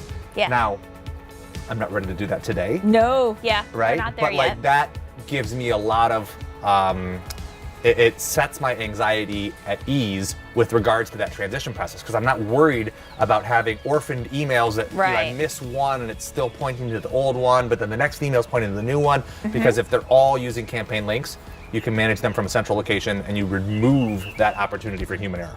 Yes, I love campaign links. I think they're one of the most when they first came out, I genuinely didn't get it. I was I remember. Okay. I think we may have had a conversation. Yeah, I was like, cool. That's cool, great. I was like underwhelmed until I realized, no. Here's where that comes in. It also, it changes for emails that have already been sent. So, if somebody gets their access and they go back to an older email, even after I've switched it, the fact that it's a redirect link through Infusionsoft, it's going to use the most current value for that link. So if you update it, right? Yeah. Anyone who's got an inbox or an email saving in their inbox that was pointing to the old site is now going to the new one. Yeah, I do recommend a new membership site kind of sequence for all of your existing members, just to be like, hey, we're doing this thing, we're finding a new home. Right, but and if they flagged, if they saved their initial login email and it's pointing somewhere else, this is how you control that, and make sure that everybody's going to the new stuff. Yep, I love it. Cool.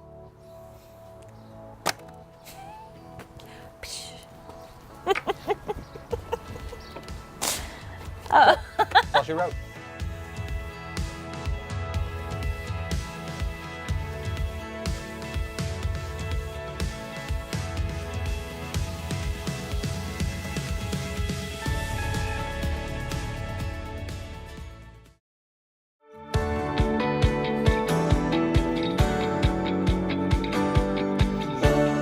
We're wrapping up day 2, and today was really productive. It's the biggest challenge, or one of the bigger challenges I've had with this project, is just the ambiguity. I really didn't know, I genuinely didn't know what to expect. And even the unspoken rough agenda that I envisioned ahead of time hasn't shaped up that way. And that's okay, right? Part of the growth that I've been feeling has just been living with and adapting to the uncertainty, and just letting the nature of our conversations kind of dictate where this project goes. So end of day 2, I'm actually feeling probably a lot better than I was feeling end of day 1.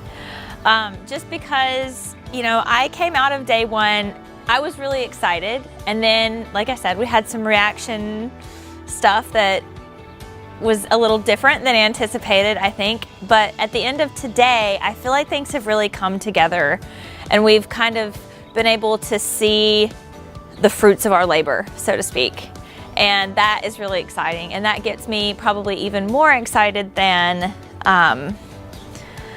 knowing that we have so much more to do, and there's so much more growth opportunities, and things that we can do to, maximize features and all of that. Like, to be able to see where we are today and from where we've come from is really exciting. So I feel good. Jamie, I'm stoked. I'm glad to hear you say that. We are at the tail end of day 2.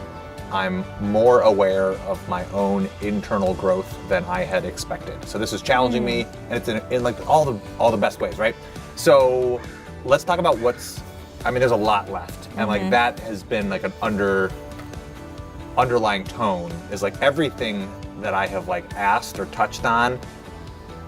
As much as I feel like we've accomplished, everything has layers to it that we can continue to go down and spend, entire days or weeks like exploring and building and adding those bells and whistles. So in the interest of like, both this project, but also like this project, we have to draw the line somewhere. So that's where I come back to like prioritizing what is necessary over what is possible. And so I want to know, like, we've got 5 courses. What stage are they all in, right? And then once we have those 5 courses live, what does the process look like for like what how do we tell people, and like when do I like flip the switch, so to speak? Yeah. So with our 5 courses, a lot of our pre-work was getting kind of the quick wins out of the way and done, like the e-commerce pod and the referral pod, because they were a little less, like they were a little smaller in terms of the amount of videos that they had, etc. So those are loaded, they're good to go. Like, shout out to Brett and Mike and Josh. Yes, thank you guys so much for your help in migrating content. So we need to test those. We need to double check our fulfillment campaigns for those and make those tweaks. If you haven't done that, I don't think you've had a chance to do that quite yet. But as far as like on the membership site, that content's moved over. Those are all set. LCM Real Life as well, that content is moved over too. We've got our checklist objectives set up. Bonus page is styling. That bonus page that you've been like cranking away on all day is looking good. I feel really good about that one too, because again, we're kind of working in progression of like complexity. Yeah. CB. Now, for me, like I want to call this out. Yeah. I can't switch to Access Ally for one course, because you have if to customers wait. have multiple courses, Absolutely. right? I don't want to send them to 2 different places. So there needs to be a clear line in the sand. Yep. Where everything is at a point, not done, but it's at a point where like this is serviceable, it's feature parity. Yeah. When we have our content moved over, when we have our fulfillment campaigns updated in Infusionsoft, and we have tested with a test user, then I think we're ready to bring over your members. But again, we've talked about this too. Just because we migrate everyone over doesn't mean they have to know quite yet. So we could do that incrementally and get them set up in Access Ally with their own username and password. And then when you're ready, then kind of flip the switch. So what does that process look like? Like you can build a campaign that like you add anyone who should have access, you add them to it, and it sends the post to WordPress and creates the WordPress member profile. So there's actually a migration wizard. Of course there is. Okay. That will be really helpful in this process too. So basically, migration being member migration. Member migration, yeah. So we're downloading a CSV file for the access that we need for XYZ course. We're loading it into this migration wizard, and then it's going to do all of the stuff for us. Okay.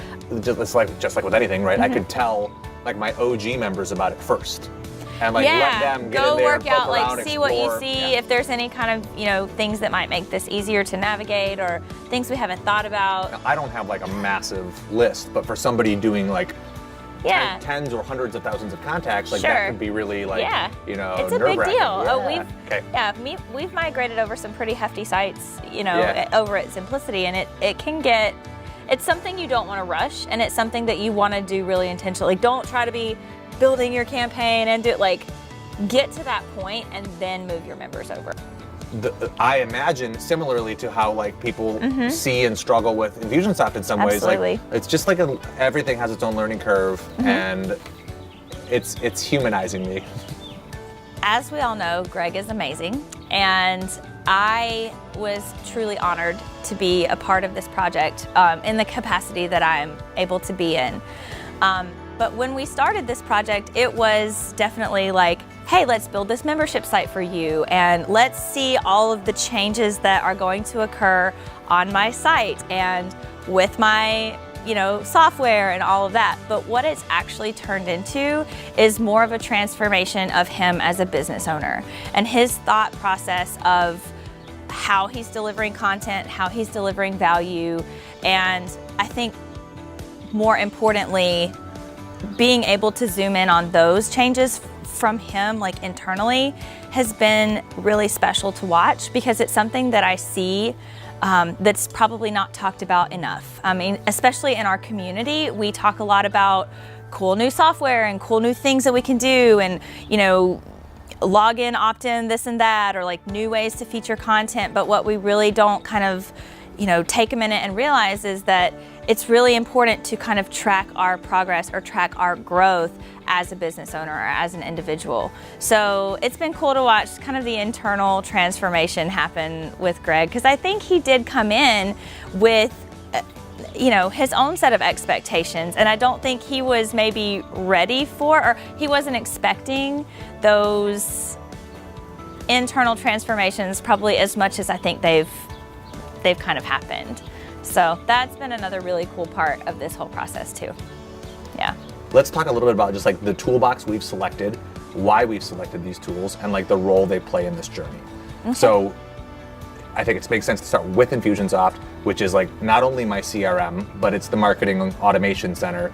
And I believe the Campaign Builder specifically is the world's most powerful marketing tool for small businesses. Like I genuinely feel that way.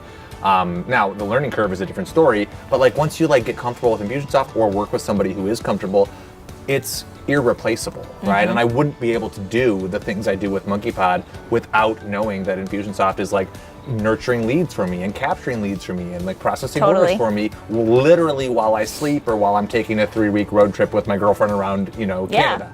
So Infusionsoft is the backbone of my business. Now the vehicle for delivering content has been Customer Hub, which like has been serviceable, but I feel, like I said, this like I genuinely feel like nostalgia about Customer Hub. The way you're like looking back on like, bad music you listened to when you were a kid, you're like, yeah, like those the were first the days. CD you ever bought, Right, that's how I feel about Customer Hub. Is like it's the macaroni art I hang on my fridge, which like I have some like, I feel guilty about saying that because I'm like close friends with some people who worked really closely on Customer Hub, but nobody can argue that it hasn't been touched in 4+ years, and so it's time to either move on or like invest in it, and they're not investing in it, so I'm moving on. Access Ally has been the tool we've selected, and I'll be totally clear, like I'm selecting it because I trust you, and like you've leaned on it pretty heavily, and you've explored it, and you've set it up successfully. So the role it plays in this equation, and the reason we chose it, has been like largely because of your guidance. Which I'm stoked about it. Thank you. So why do you feel so strongly about it? And you've used the other tools, right? Yeah, so I've used them all when it comes to building membership site platforms. The ones from way back in the day, all the way up to the ones that are popular now. And Access Ally has always been that one that has been, it has been a way for us to be all-inclusive with what it is that we want to do. And I think your case here is a really good example. We're not just talking about your courses, we're talking about your free trials, or the login, opt-in. Like I want to give them a taste of my membership before I actually some of the free content I offer in there. Right. So it's been by far the best representation of what I've tried to do for my clients, and the tool that helps us do that. And again, I love the flexibility around the different features, again, internally with things that are going on the Infusionsoft side, with the objectives and being able to tag and keep record of where people are in the course for our historical reporting, but also for engaging with them. And there is something to the whole gamification aspect of membership and community these days. It's not enough just to sell them a course anymore. And I think Access Ally Pro does that beautifully with the way that they use those features to their fullest extent, not only for your benefit as the buyer of the software, but for your customers as well. So it's occurring to me as we like talk about this, right? Customer experience it's actually becoming more of like kind of a buzzword for people. It's like designing a customer experience, but at its core, like it's a science, right? And I know people who are customer experience professionals and like who like use complex $100,000 softwares to measure like customer sentiment. But at the end of the day, a customer experience is like what you create for like your customer at every touch point they have with your brand, right? And there are some of those that you can be more intentional about than others, right? Right. But from the point of like opt-in to the point of purchase, that's almost exclusively Infusionsoft for me, right? Like they interact with my emails, they get notifications when I publish a blog post, or they download files that I send them, or what have you. But at a certain point, that baton gets passed to Access Ally, right? And it works in tandem with Infusionsoft. So I'm envisioning like this journey, like a roller coaster, right? Like you design the pieces of this track, and people like line up and they get on your roller coaster, and then they take the ride that you have designed for them. And the pieces that we've selected to build the track and the loop-to-loops that we want, right, are Infusionsoft. And then at a certain point, it kind of like holds hands with Access Ally, where it delivers the content and creates like the membership experience that, like, to me, the cohesion, the relationship between those two pieces is just critical, right? Yeah.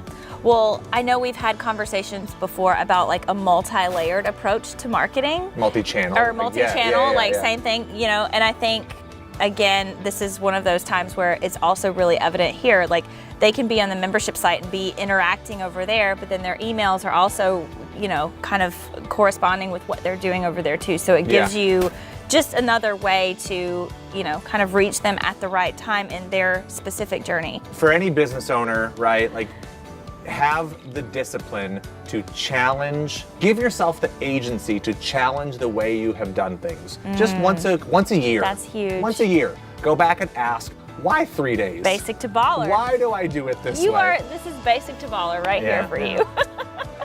Why do I do the things that I do? Basic to baller being the name of my SuccessCon presentation. Yeah. This is a little take your own medicine moment. Yeah.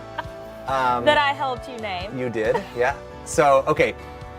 That I feel good about the customer journey we're designing. I mentioned earlier that Infusionsoft is not an all-in-one solution, right? And like I think they're moving away from that like branding and that positioning.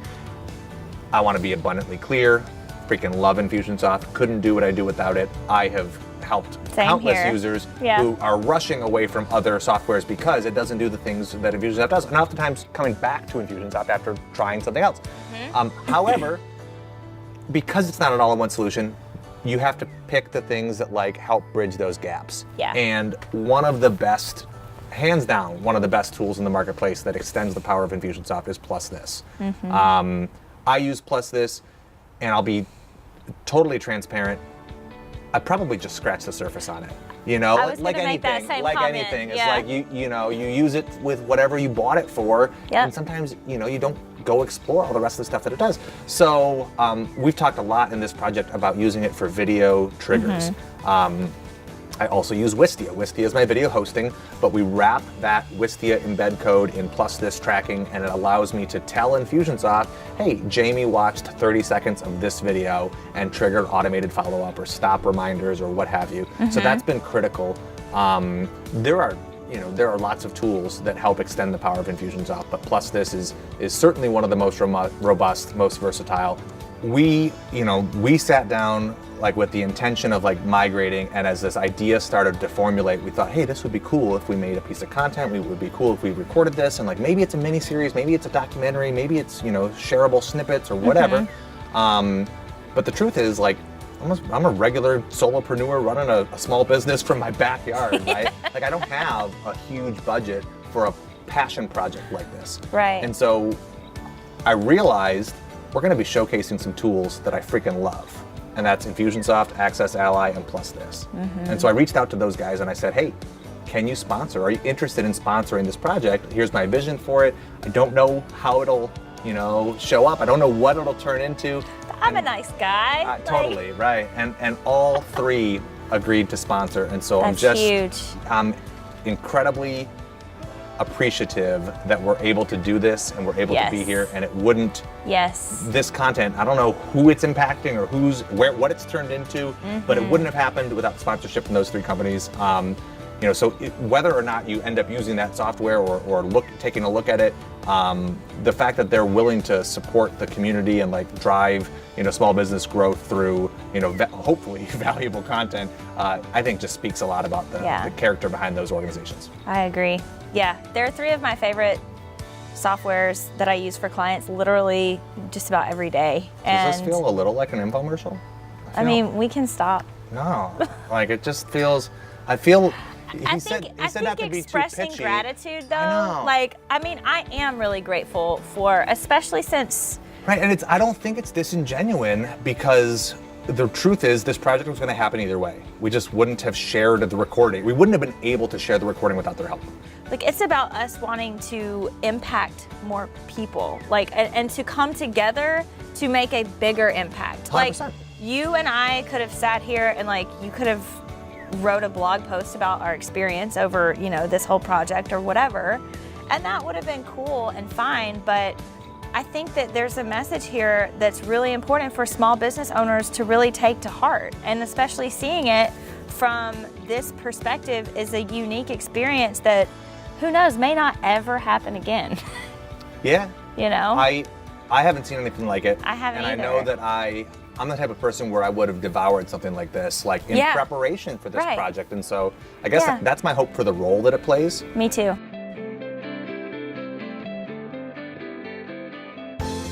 I feel accomplished, honestly, and I feel motivated.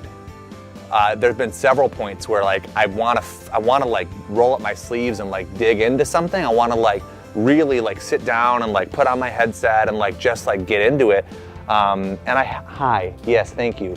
And I haven't been able to. I haven't allowed myself because of the nature of this 2-day window, which is a construct that most membership sites, don't try to undertake. But so that's been a challenge, is letting myself get something to a point where it's version 1 and acknowledging that I'll have to circle back to this. So I think that's been a theme for me, is just drawing a line somewhere and being comfortable with where that is, and knowing that there'll always be opportunity to move on, and that this project won't have a crystal clear finish line the way that I may have envisioned or hoped.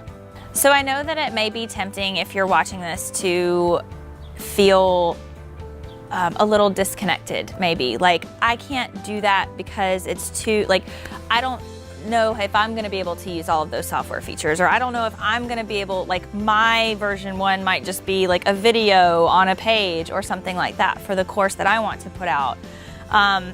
Don't let that stop you from looking at the possibilities of future versions, right? And again, going back to the lesson that we've learned with version 1 being good enough, the software that we chose is software that we didn't choose because it was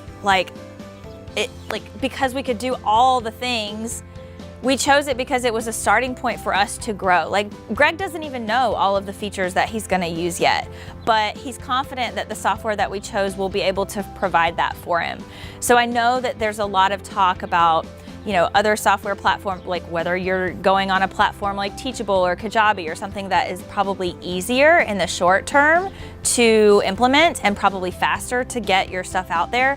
I would encourage people watching this to really take time to sit with their vision, their long-term vision for their membership or for their course, because that needs to be kind of your compass or your guide for how you implement, what tools you use, etc. And I think it's important to remember that, you can always take a shorter path, but it's not necessarily always the best path to take. Like a lot of people, I'm uncomfortable with praise, right? If someone's paying you a compliment, it's it makes you squirm a little bit, and it's uncomfortable. But part of the reason that I'm so comfortable talking about this is because I'm overcome with gratitude. I just can't believe the moving pieces, and I knew that this was a big project, but I fully underestimated the scope, not only of the membership, but also of what a professional videographer does. And we've known each other for a while, and so I'm embarrassed by that, but I'm just really freaking grateful that we're here. It's like when you see something, you can't unsee it, right? And like now that I know, there will be more opportunities for us to create more awesome shit. And like that goes the same for both of you, but I've grown and I can feel, it's that parking garage analogy. I can feel like I don't look any different, but I can't see things the way I used to because of what has transpired the last 2 days.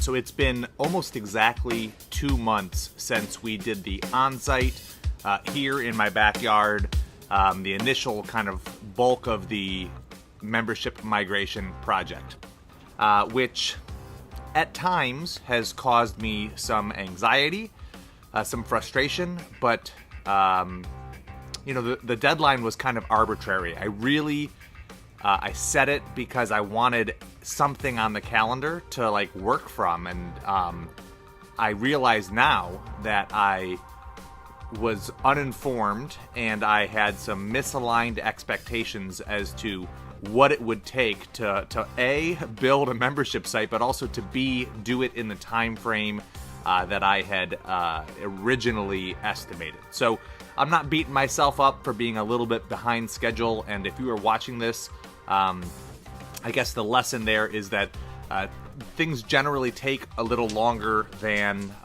you might expect, especially when you don't do your homework as to what the process you're undertaking really looks like or what it entails. And so that's kind of where I'm at today. Is I've had a lot of lessons in the last 2 months. I see it differently, and so I'm forgiving myself for missing that original deadline, and I'm very excited because at this point, I'm approaching the conclusion, or what I hope to be the conclusion, and we are getting ready to design a launch strategy which will actually allow us to take what we have built and migrate members into it. Okay, so another important change that has taken place over the last 2 months is that I have come to the realization that my membership area should probably be on its own domain or on a subdomain. It should be on its own WordPress installation. And the reason that I say that, or the reason that I want to draw attention to this, is because originally we decided to build my membership area on my current website, monkeypodmarketing.com, because we wanted it to have the same theme, the same look and feel. I was familiar with that back end, so it made a lot of sense for us to just install the plugin and start building it there. As we have gotten closer to launch, and as I've spent the last 2 months doing homework and learning about Access Ally and learning about membership sites, I've realized that for a couple of reasons, I think it makes sense to move this to its own WordPress installation. So if you are a WordPress user, you know that you install WordPress on a specific domain, and then WordPress is your content management system. It's how you build the back end or how you construct your website. The theme is what controls how it looks and feels, and the URL is like what your web address is for that website. So I realized that if I'm going to be using this for membership content, that there are some things in my membership area that I don't want on my regular website, and some things on my regular website that I don't want in my membership area. An example is I use PureChat. PureChat is a plugin that lives on my website. It allows people who visit my website to chat. It comes directly to my phone or to my desktop. And I don't need that in my membership area, and there isn't an easy way to turn it off or on for specific pages. Once you install PureChat, it's live on the whole website. Now, a lot of plugins work that way, where once you turn it on, it's live on that whole website. So, along with plugins comes some additional, considerations like security, keeping those plugins updated and keeping them, logged in or keeping the license key active. That is important for your web security. And if I'm going to be holding customer data on this website, I realized that there's some inherent risk by having all these plugins that I don't need for the membership area. So by separating the membership area to its own WordPress install, I can choose which plugins I want without affecting my normal site.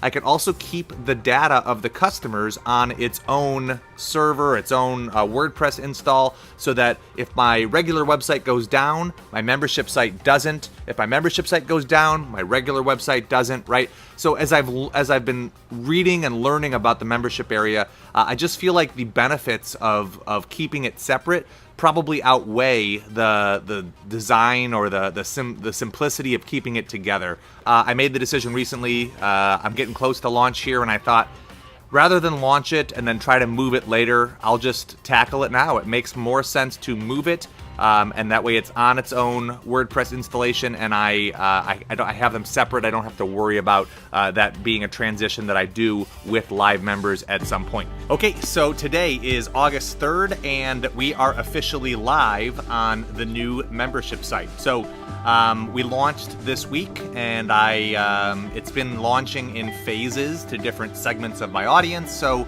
there wasn't a clear, punctuation mark at the end of this. There was no champagne bottle pop, but it feels really good. It feels really good to have the site live, to have members logging in there, to have new people who purchase ending up in there.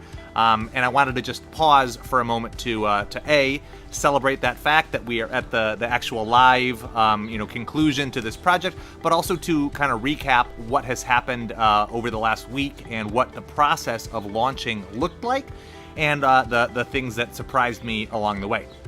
So on Monday of this week, I added a group of testers. I asked my OG members for volunteers who wanted to test the new membership area, and I added about 15 or maybe 20 people manually. I gave them access, I gave them their login credentials, and the goal there was to have them get in there, click around, and see what doesn't look right, what permissions I missed, or what pages don't respond in certain ways, and anything that just doesn't seem intuitive, or requests that this could be easier if it was over there, that sort of thing. And very quickly I started getting feedback. Largely it was just that, hey, this looks better, right? The design, the aesthetic is just more modern and more professional, and so that was really validating. But I also quickly identified some issues that I had with the menu, some issues with formatting on mobile, some issues on the login screen, as well as some issues with the buttons on the accounts page. So I'm glad that we added those first 12 or 15 people, because it gave me a chance to identify those problems before we added the remainder. So I spent Tuesday addressing all of those issues, trying to get them resolved.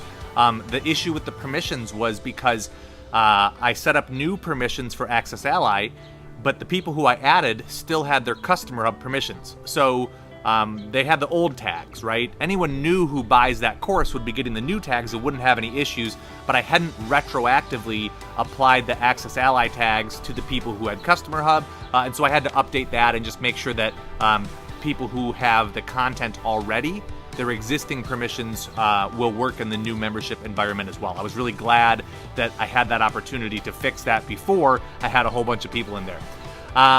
Let's see, what else did I overlook? I didn't have a insufficient permissions page. So I identified that, hey, if you click on something and you don't have access to it, well, the default that I had set up was it was just taking you to a sales page. But I could see how that could be confusing for people who didn't want to leave the membership area. They were just exploring. So I built an intermediary page, which apparently is very standard practice for membership sites. It's just insufficient permissions. Hey, if you're seeing this page, you don't have access to whatever it was you were trying to view. And then there's a couple options for them to go shopping, go buy and unlock that course, or go back to their dashboard, or go check out some of the free content. So that was something I sort of tripped over this week, but it gave me an opportunity to quickly resolve that. Once I built that page, I actually cloned it, and I built a second version of it specifically for people who tried to access the OG membership and didn't have enough permissions. So I felt really good that I could quickly create those pages and get those live, and that was a quick win for me as well. In the process of, so on Wednesday, the next day, I ended up inviting all of the people who have existing active courses. So people who have purchased content from me and still have access to that. I gave them access to the new membership site. I said, hey, your content has moved. Here's where you go to access it now. I'd love feedback. I invited that request from them as well. And I got another handful of replies from people. That was about a group of about 650. It was exactly 666 people that I invited, and that threw me a little bit just seeing that number, but I'm sure it's all good. So those people are in there, and they started giving me feedback as well as to what they could or couldn't see. Lots of people pointing out, that they had the free trial, but they also had the course content, and obviously you should have one or the other. So little things like that really helped me iron out some of the wrinkles. I started seeing people right away updating their billing information, updating their credit card, updating their account details, because the accounts page is really easy to access and use. And that got me thinking. I had updated all of my fulfillment campaigns. That was what I did Wednesday morning. I had updated all my fulfillment campaigns, but I hadn't updated my billing automation triggers. So now that I have the new membership platform, rather than driving people to Customer Hub to update their billing or pay an outstanding invoice, I could instead drive them to Access Ally. So I updated that campaign as well. If you don't use your membership area for billing information, then that's fine. Totally would be a non-issue. But from the mindset I was coming at this, I was just thinking about courses and the OG content. And it would have been easy for me to overlook. No, my billing automation triggers and my failed payment recovery campaign, all those things need to be pointing to the new membership area as well. So I did that on Wednesday. On Thursday, I remembered that I needed to update the login link. So on my monkeypodmarketing.com domain, there's a login link in the corner that was taking people to Customer Hub. So I switched that to point to the new subdomain, learn.monkeypodmarketing.com. That was good. Let's see. I also I added a disclaimer or an announcement in the Customer Hub area. On the dashboard, I just added a big, bold block that says, hey, we're moving. And it gives them a link to the new membership area. So eventually, probably today or tomorrow, I will record a video that kind of makes that announcement in the Customer Hub area and steers people to the Access Ally area. But for now, it's just a dashboard notification. So that was another easy thing that I could do, but would have been easy to overlook if you just think about the new environment. You have to kind of go leave breadcrumbs to help guide people there, and that's been a process for me, just sort of figuring out and stumbling over a few of those things this week. Another interesting quirk, this one has less to do with Access Ally and more with just the process of migrating hosting. I moved my website from Bluehost to WP Engine. And in the process, I split my website from being content, like my blog and my sales pages, and also the membership area. I split those into two different environments. We talked about this a little bit with the idea of a subdomain and why that makes sense to have it separate and its own set of plugins and that sort of thing. But anyway, in the process of moving to WP Engine, I didn't know that this would happen, but it republished all of my blog posts. So all of my blog posts that were published on Bluehost, in the process of moving them over, they all had to republish in order to remain active. Now, for most people, that would just be a total non-issue, and that's fine. But in my scenario, it ended up causing a couple of issues because I have automation set up around the publishing of a blog post. Normally, when I create content, I publish one blog post at a time, and it sets off this domino of different tweets and posts to social media. And so if you have a bunch of blog posts that all publish at once, you can see how that would be, a little bit of an issue to have all of those blog posts triggering tweets at the exact same time, triggering Facebook posts at the exact same time. And it would be one thing if it was just my social media accounts, but I've set up this automation for a few friends of mine who wanted to also promote Monkeypod content. So I had a little bit of cleanup to do for some what we'll call like a hashtag automation fail this week. But that's, again, not related to Access Ally. That was strictly because of the issues with migrating the hosting. Back to Access Ally, though, I have been really impressed with Natalie, specifically from Access Ally, but in general, the support I've received from them. So in learning Access Ally, in trying to figure out and troubleshoot some of the various mobile responsive things and formatting issues with their shortcodes, I have learned a lot. but I've been able to depend on the people who have already done this stuff, right? Whenever you're learning a new tool, it feels foreign and intimidating, but it's important to remember that you're not the first person to learn this tool. So, and I know that about Infusionsoft. That's kind of why I have my courses and my membership program. But it was interesting for me to be on the user side, trying to figure out this learning curve and to need to lean on either the people that created the product or the people in the community who also use and depend on this. So, anyway, all that just to say, we are live. The new membership area looks great. The last thing I did just yesterday was I built a waitlist page for people who are interested in this content, this migration process, documentary, docuseries, miniseries, whatever it ends up being. I built a waitlist where people could register themselves to get notified when this is live. So some of you will have, if you're watching this content, you will have registered using that page that I built, but that was totally an afterthought because I realized as I launched this, I'm getting a lot of questions from people who are saying, how did you build this and what did you use? And I said, well, hey, you should just wait for the documentary or movie or whatever it ends up being to come out. And so I built them a page where they could easily do that. And I'm getting better and faster at building pages, and I could feel that muscle developing. So I used what's called an Access Ally custom operation, which gives you a button, and that button allows them to click. It applies a tag in Infusionsoft called, in my case, it's Access Ally documentary waitlist. And so it denotes that they're interested so that I know who to update when this is live. It also refreshes the page that they're on and points them to a new page. So it's like a form basically, and then a thank you page, but they don't have to enter their information because this is already within the membership area, so it knows which contact to apply that action to. Anyway, so that's just a built-in Access Ally feature that allows you to trigger automation and take actions based on what your users do in the membership environment. I know that that's pretty standard within membership tools, but for me, it was nice that I could do all of that and that I understood the process and everything worked as I expected. So I will call this week a giant success. I feel lighter. I'm happy that it's live. I'm looking forward to phase 2, which will largely be layering in the tools and the features that I haven't had a chance to add yet.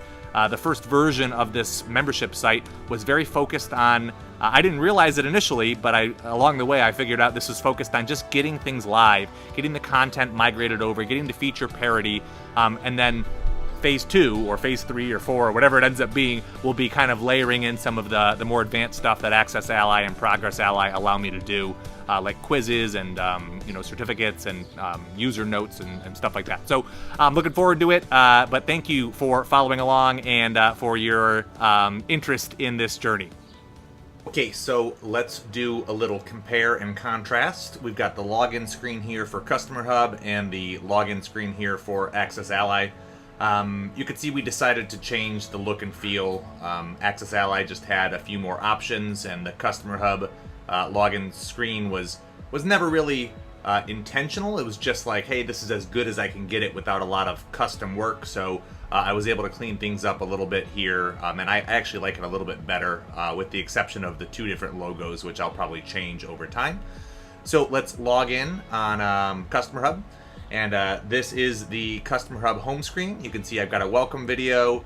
Obviously, I have updated this to let people know that the membership area is moving. I'm recording this video after the Access Ally site is live, so you can see that notice is there, but obviously that would not have been there previously. And we can log in over here on Access Ally. And it should take us to a similar welcome screen, with the course dashboard being a little bit more prominent. The first thing I want you to notice on the Customer Hub side is that the courses they have access to are drop-down icons along the top. So one thing I ran into with people was they often wouldn't notice that, they wouldn't see that, or they just said, hey, I can't find my content. And I think this makes it really clear. Here are the different courses you have access to.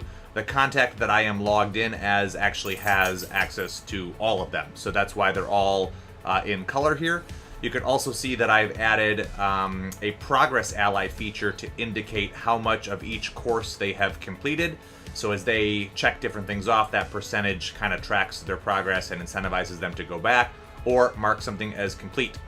once they've finished it. The OG membership has a variety of different types of content, so there is no progress tracking there, but you can see that on the Customer Hub side of things, that was just a drop down with the webinar archive. So let's click on OG content.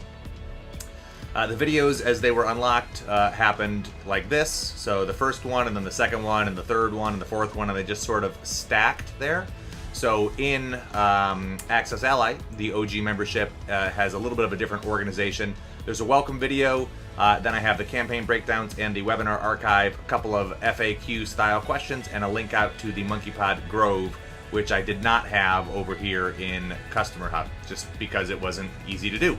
So the campaign breakdown videos, there is a rotating video on the top. The latest content is featured up here.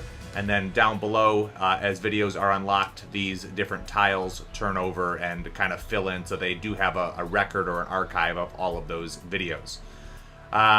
Let's take a look at the IS Starter Kit. So here was the menu, and again, this red box here is just a call out because we have left this membership area. So if anybody's in here, I want them to know that there is a more recent area. But this is what the menu looked like for the IS Starter Kit.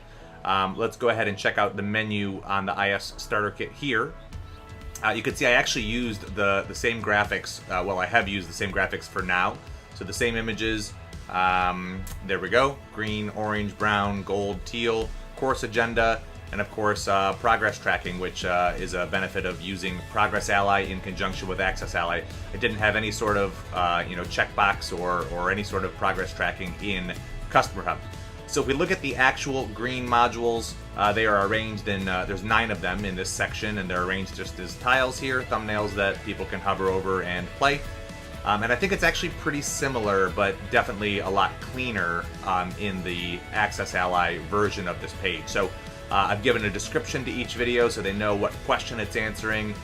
They can still hover over those and play them. They're a little bit larger, a little bit cleaner and easier to work with. But largely that layout is the same. I've also added notes here, so they can type in notes and save them. They're just user notes as they go through the course. They can just make jot down notes for things that are important to them. That is an Access Ally feature as well. Down at the bottom, they can mark everything as done, or they can check off individual items. You can see this module has already been marked as completed, and of course they can advance to the next module, which I believe are the orange videos. Now the different pages within this course look nearly identical, but I didn't have an easy way for them to advance between sections in Customer Hub, so they would have had to go up here and navigate to orange. So you can see there's just no frills inside Customer Hub. It was very much a V1, and I'm happy to say that by migrating things over to Access Ally, it's almost immediately cleaner. The progress tracking allows them to help keep track of what they have watched. The notes allow them to keep like a running list of action items or takeaways or ideas. Let's take a look at the free stuff here. So in Customer Hub, I had a page for free things, and it's really simple. Just a handful of videos that I found useful, some ebooks that they could download. Not a whole lot of customization or design behind that. In Access Ally, I was able to clean that up just a little bit, organize the ebooks, organize the videos, use some different styling to make the backgrounds stand out a little bit differently. I did have individual pages for things like email and pausing campaigns, but as I moved that to Access Ally, I collapsed some of that so that people can just click on it as needed. Pausing campaigns is its own section again, and then we got some videos here on subscription management, FAQs. And I believe I actually have a second training page with some additional content that was not originally listed in Customer Hub. So video tracking with plus this, contact us experiment, simplifying campaigns, campaign builder training, of course a link to the campaign builder course if they have that, Zapier tricks and tips, and a downloadable link to my tools ebook. So as you can see, it's pretty much the same content, just organized a lot more intentionally. If I go back to the original training page, you can see I've got some other options there for free stuff. The My Profile page has been updated as well. So in Customer Hub, they can go to My Profile. I can update their information here. And they can actually view, I believe, their account which I have permissions restricted on that, but that's where they would update their credit card and view invoices. I think that that's available here under my profile. So my profile, same sort of thing, all their information, orders, subscriptions, billing info, credit card details, and if they had payments, there would be an option here for my account as well. One thing I added is a contact page. So inside the membership area, if people have questions, I wanted to give them an easy way to ask me a question. So got a question, send it over, and then back to the dashboard if they don't have a question or they change their mind. I didn't have anything like that for an easy way to ask questions inside Customer Hub, so that's a nice feature that I was able to add. All things considered, the Access Ally site is just better in nearly every way. The obvious examples being organization, layout, professionalism, but functionally it just delivers the same content in a nicer setting that I believe will help with the way people consume that information. And there is a lot of opportunity moving forward for Access Ally features that I can layer in. I'm really excited about using quizzes inside Access Ally to help people gauge their retention of the course material. So as they complete a module, I can include a quiz. I think eventually I will also include certificates. So if you complete a course, you take the quiz and then you can earn a certificate and download it. And I think that, I may as well move my membership area or my affiliate area into this membership portal as well. That's an Access Ally feature that I haven't yet explored, but I guess the short way, or to make a long story short, I think that I am at the baseline of what is possible with Access Ally, and I'm really excited about the opportunity that exists. Whereas when I was using the Customer Hub account, I definitely felt like I was sort of hitting a limit everywhere I went, and every time I tried to do something, it required a lot of custom work or some sort of workaround or some advanced CSS in order to get it to do what I wanted. So that was, I think I had definitely outgrown that, and of course just the antiquated look and feel was, just wasn't something I was proud of. Whereas now the Access Ally site I think is clean, and I think it looks good. I'm proud of it. I'm excited about the progress that I've made so far, and even more excited about what is what the next version and the version after that will look like. If I could go back 2 months to the start of it, or 3 months to when we started planning it, and give myself some advice, what advice would I give myself? And number one is that Access Ally is just a plugin, okay? And that's not to diminish the value of Access Ally, but think of it this way. If you want to make a lasagna, right? Access Ally is the noodles. They are a very critical component for the lasagna, but if all you make are noodles, you're going to be disappointed with the lasagna because you're missing sauce, you're missing cheese, you're missing whatever the potential meat is or any vegetables you might want to put in it, right? So if you want to make a membership site, Access Ally, or a tool like Access Ally, is an important component in that equation, but it's not the only thing. And that's what I misunderstood.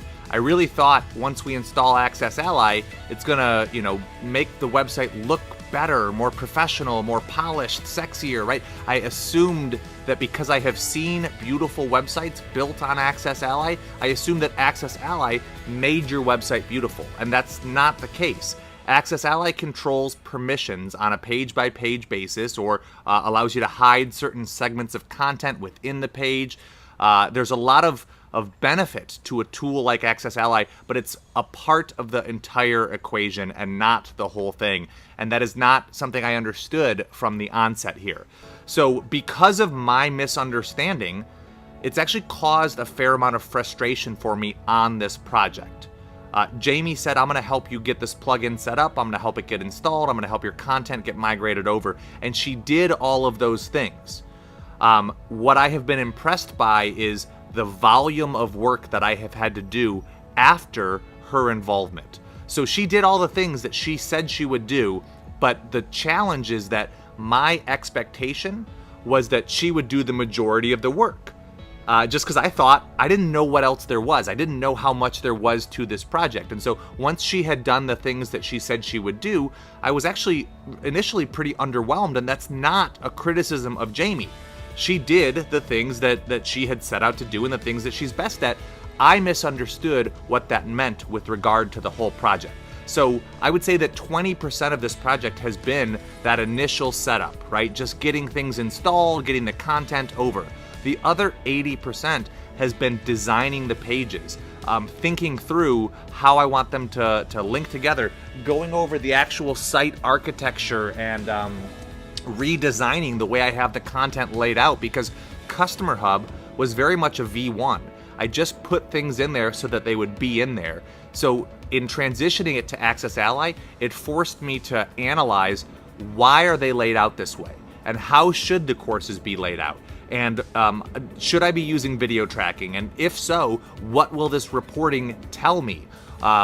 Should there be additional resources? Do they get access to those right away? At what point should the bonus content be unlocked? Should it be unlocked after a set amount of time, which is what I had done historically? Or maybe more logically, should it be unlocked after they have watched the original course content? And that's the direction that I'm going. So I've uncovered all of these small tweaks that I decided needed to be made, and building this membership area has been the catalyst for revisiting all of those and redesigning them in a more intentional manner. And that has doubled and tripled the length that I had originally estimated this project would take, just because I didn't fully grasp what my appetite would be once I started making those changes, or what I would determine needed to be done, or how specifically I wanted the border around the videos to look, or the background on certain pages, right? I've spent a lot of time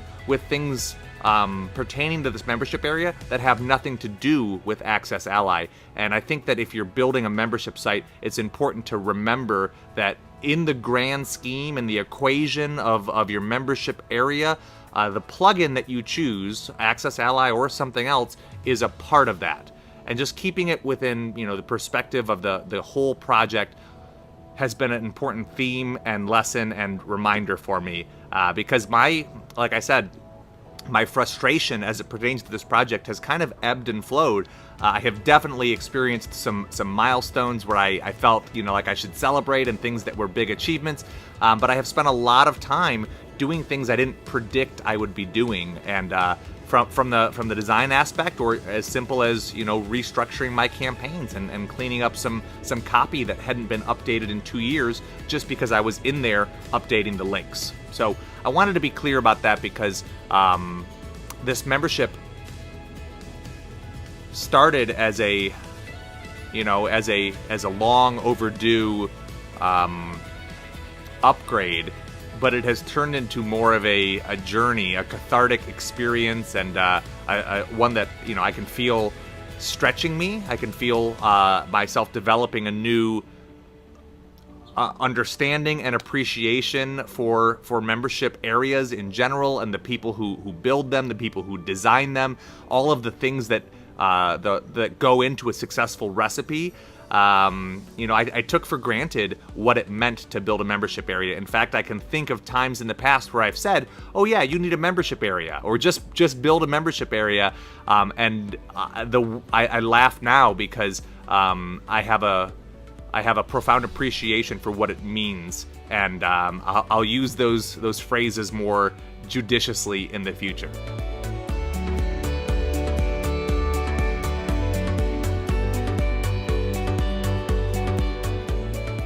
Building a membership site was a project that I didn't understand what that meant, and I wasn't clear on exactly what the process would look like. So having the right team members was critical to making this project successful, because I probably would have tried to do it on my own, but I shouldn't have, that type of thing.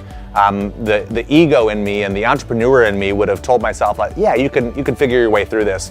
But without a team, it would have taken, I don't know that I ever would have finished, that type of thing. And so working with Jamie was a key piece to this. She's insightful and experienced, and just really easy to work with. She set my mind at ease a number of times when I was a little bit worried. She picked me up when I was feeling, bummed out or discouraged, and she tempered me when I tried to run away with an aspect of it and said, no, come back to home base. We got to stay focused. And so that was really critical.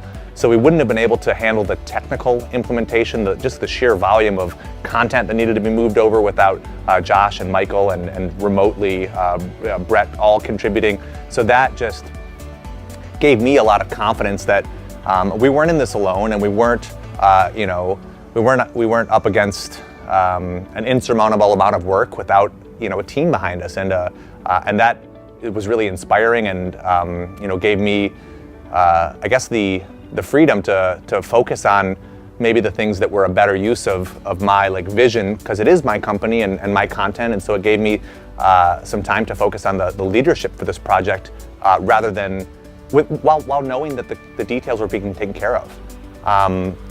That's from the membership side of things. But because we've been juggling multiple projects, the content side is a completely different equation. And I can't understate my appreciation for you, for Nolan, and NGN Pictures and what you guys do, and how much guidance you've offered in this project, where I basically said, hey, here's my vision, make it something. And that's because, you've made this easy for me every step of the way, in terms of, offering insights as to, the structure and the flow, but also reassurance and validation when I, as we all do, have, been faced with self-doubt. So I think that the projects have both fueled one another, and the balance, the symbiosis has been really cool to see it unfold. And all of that can be traced back to having the right people in the right roles at the right time.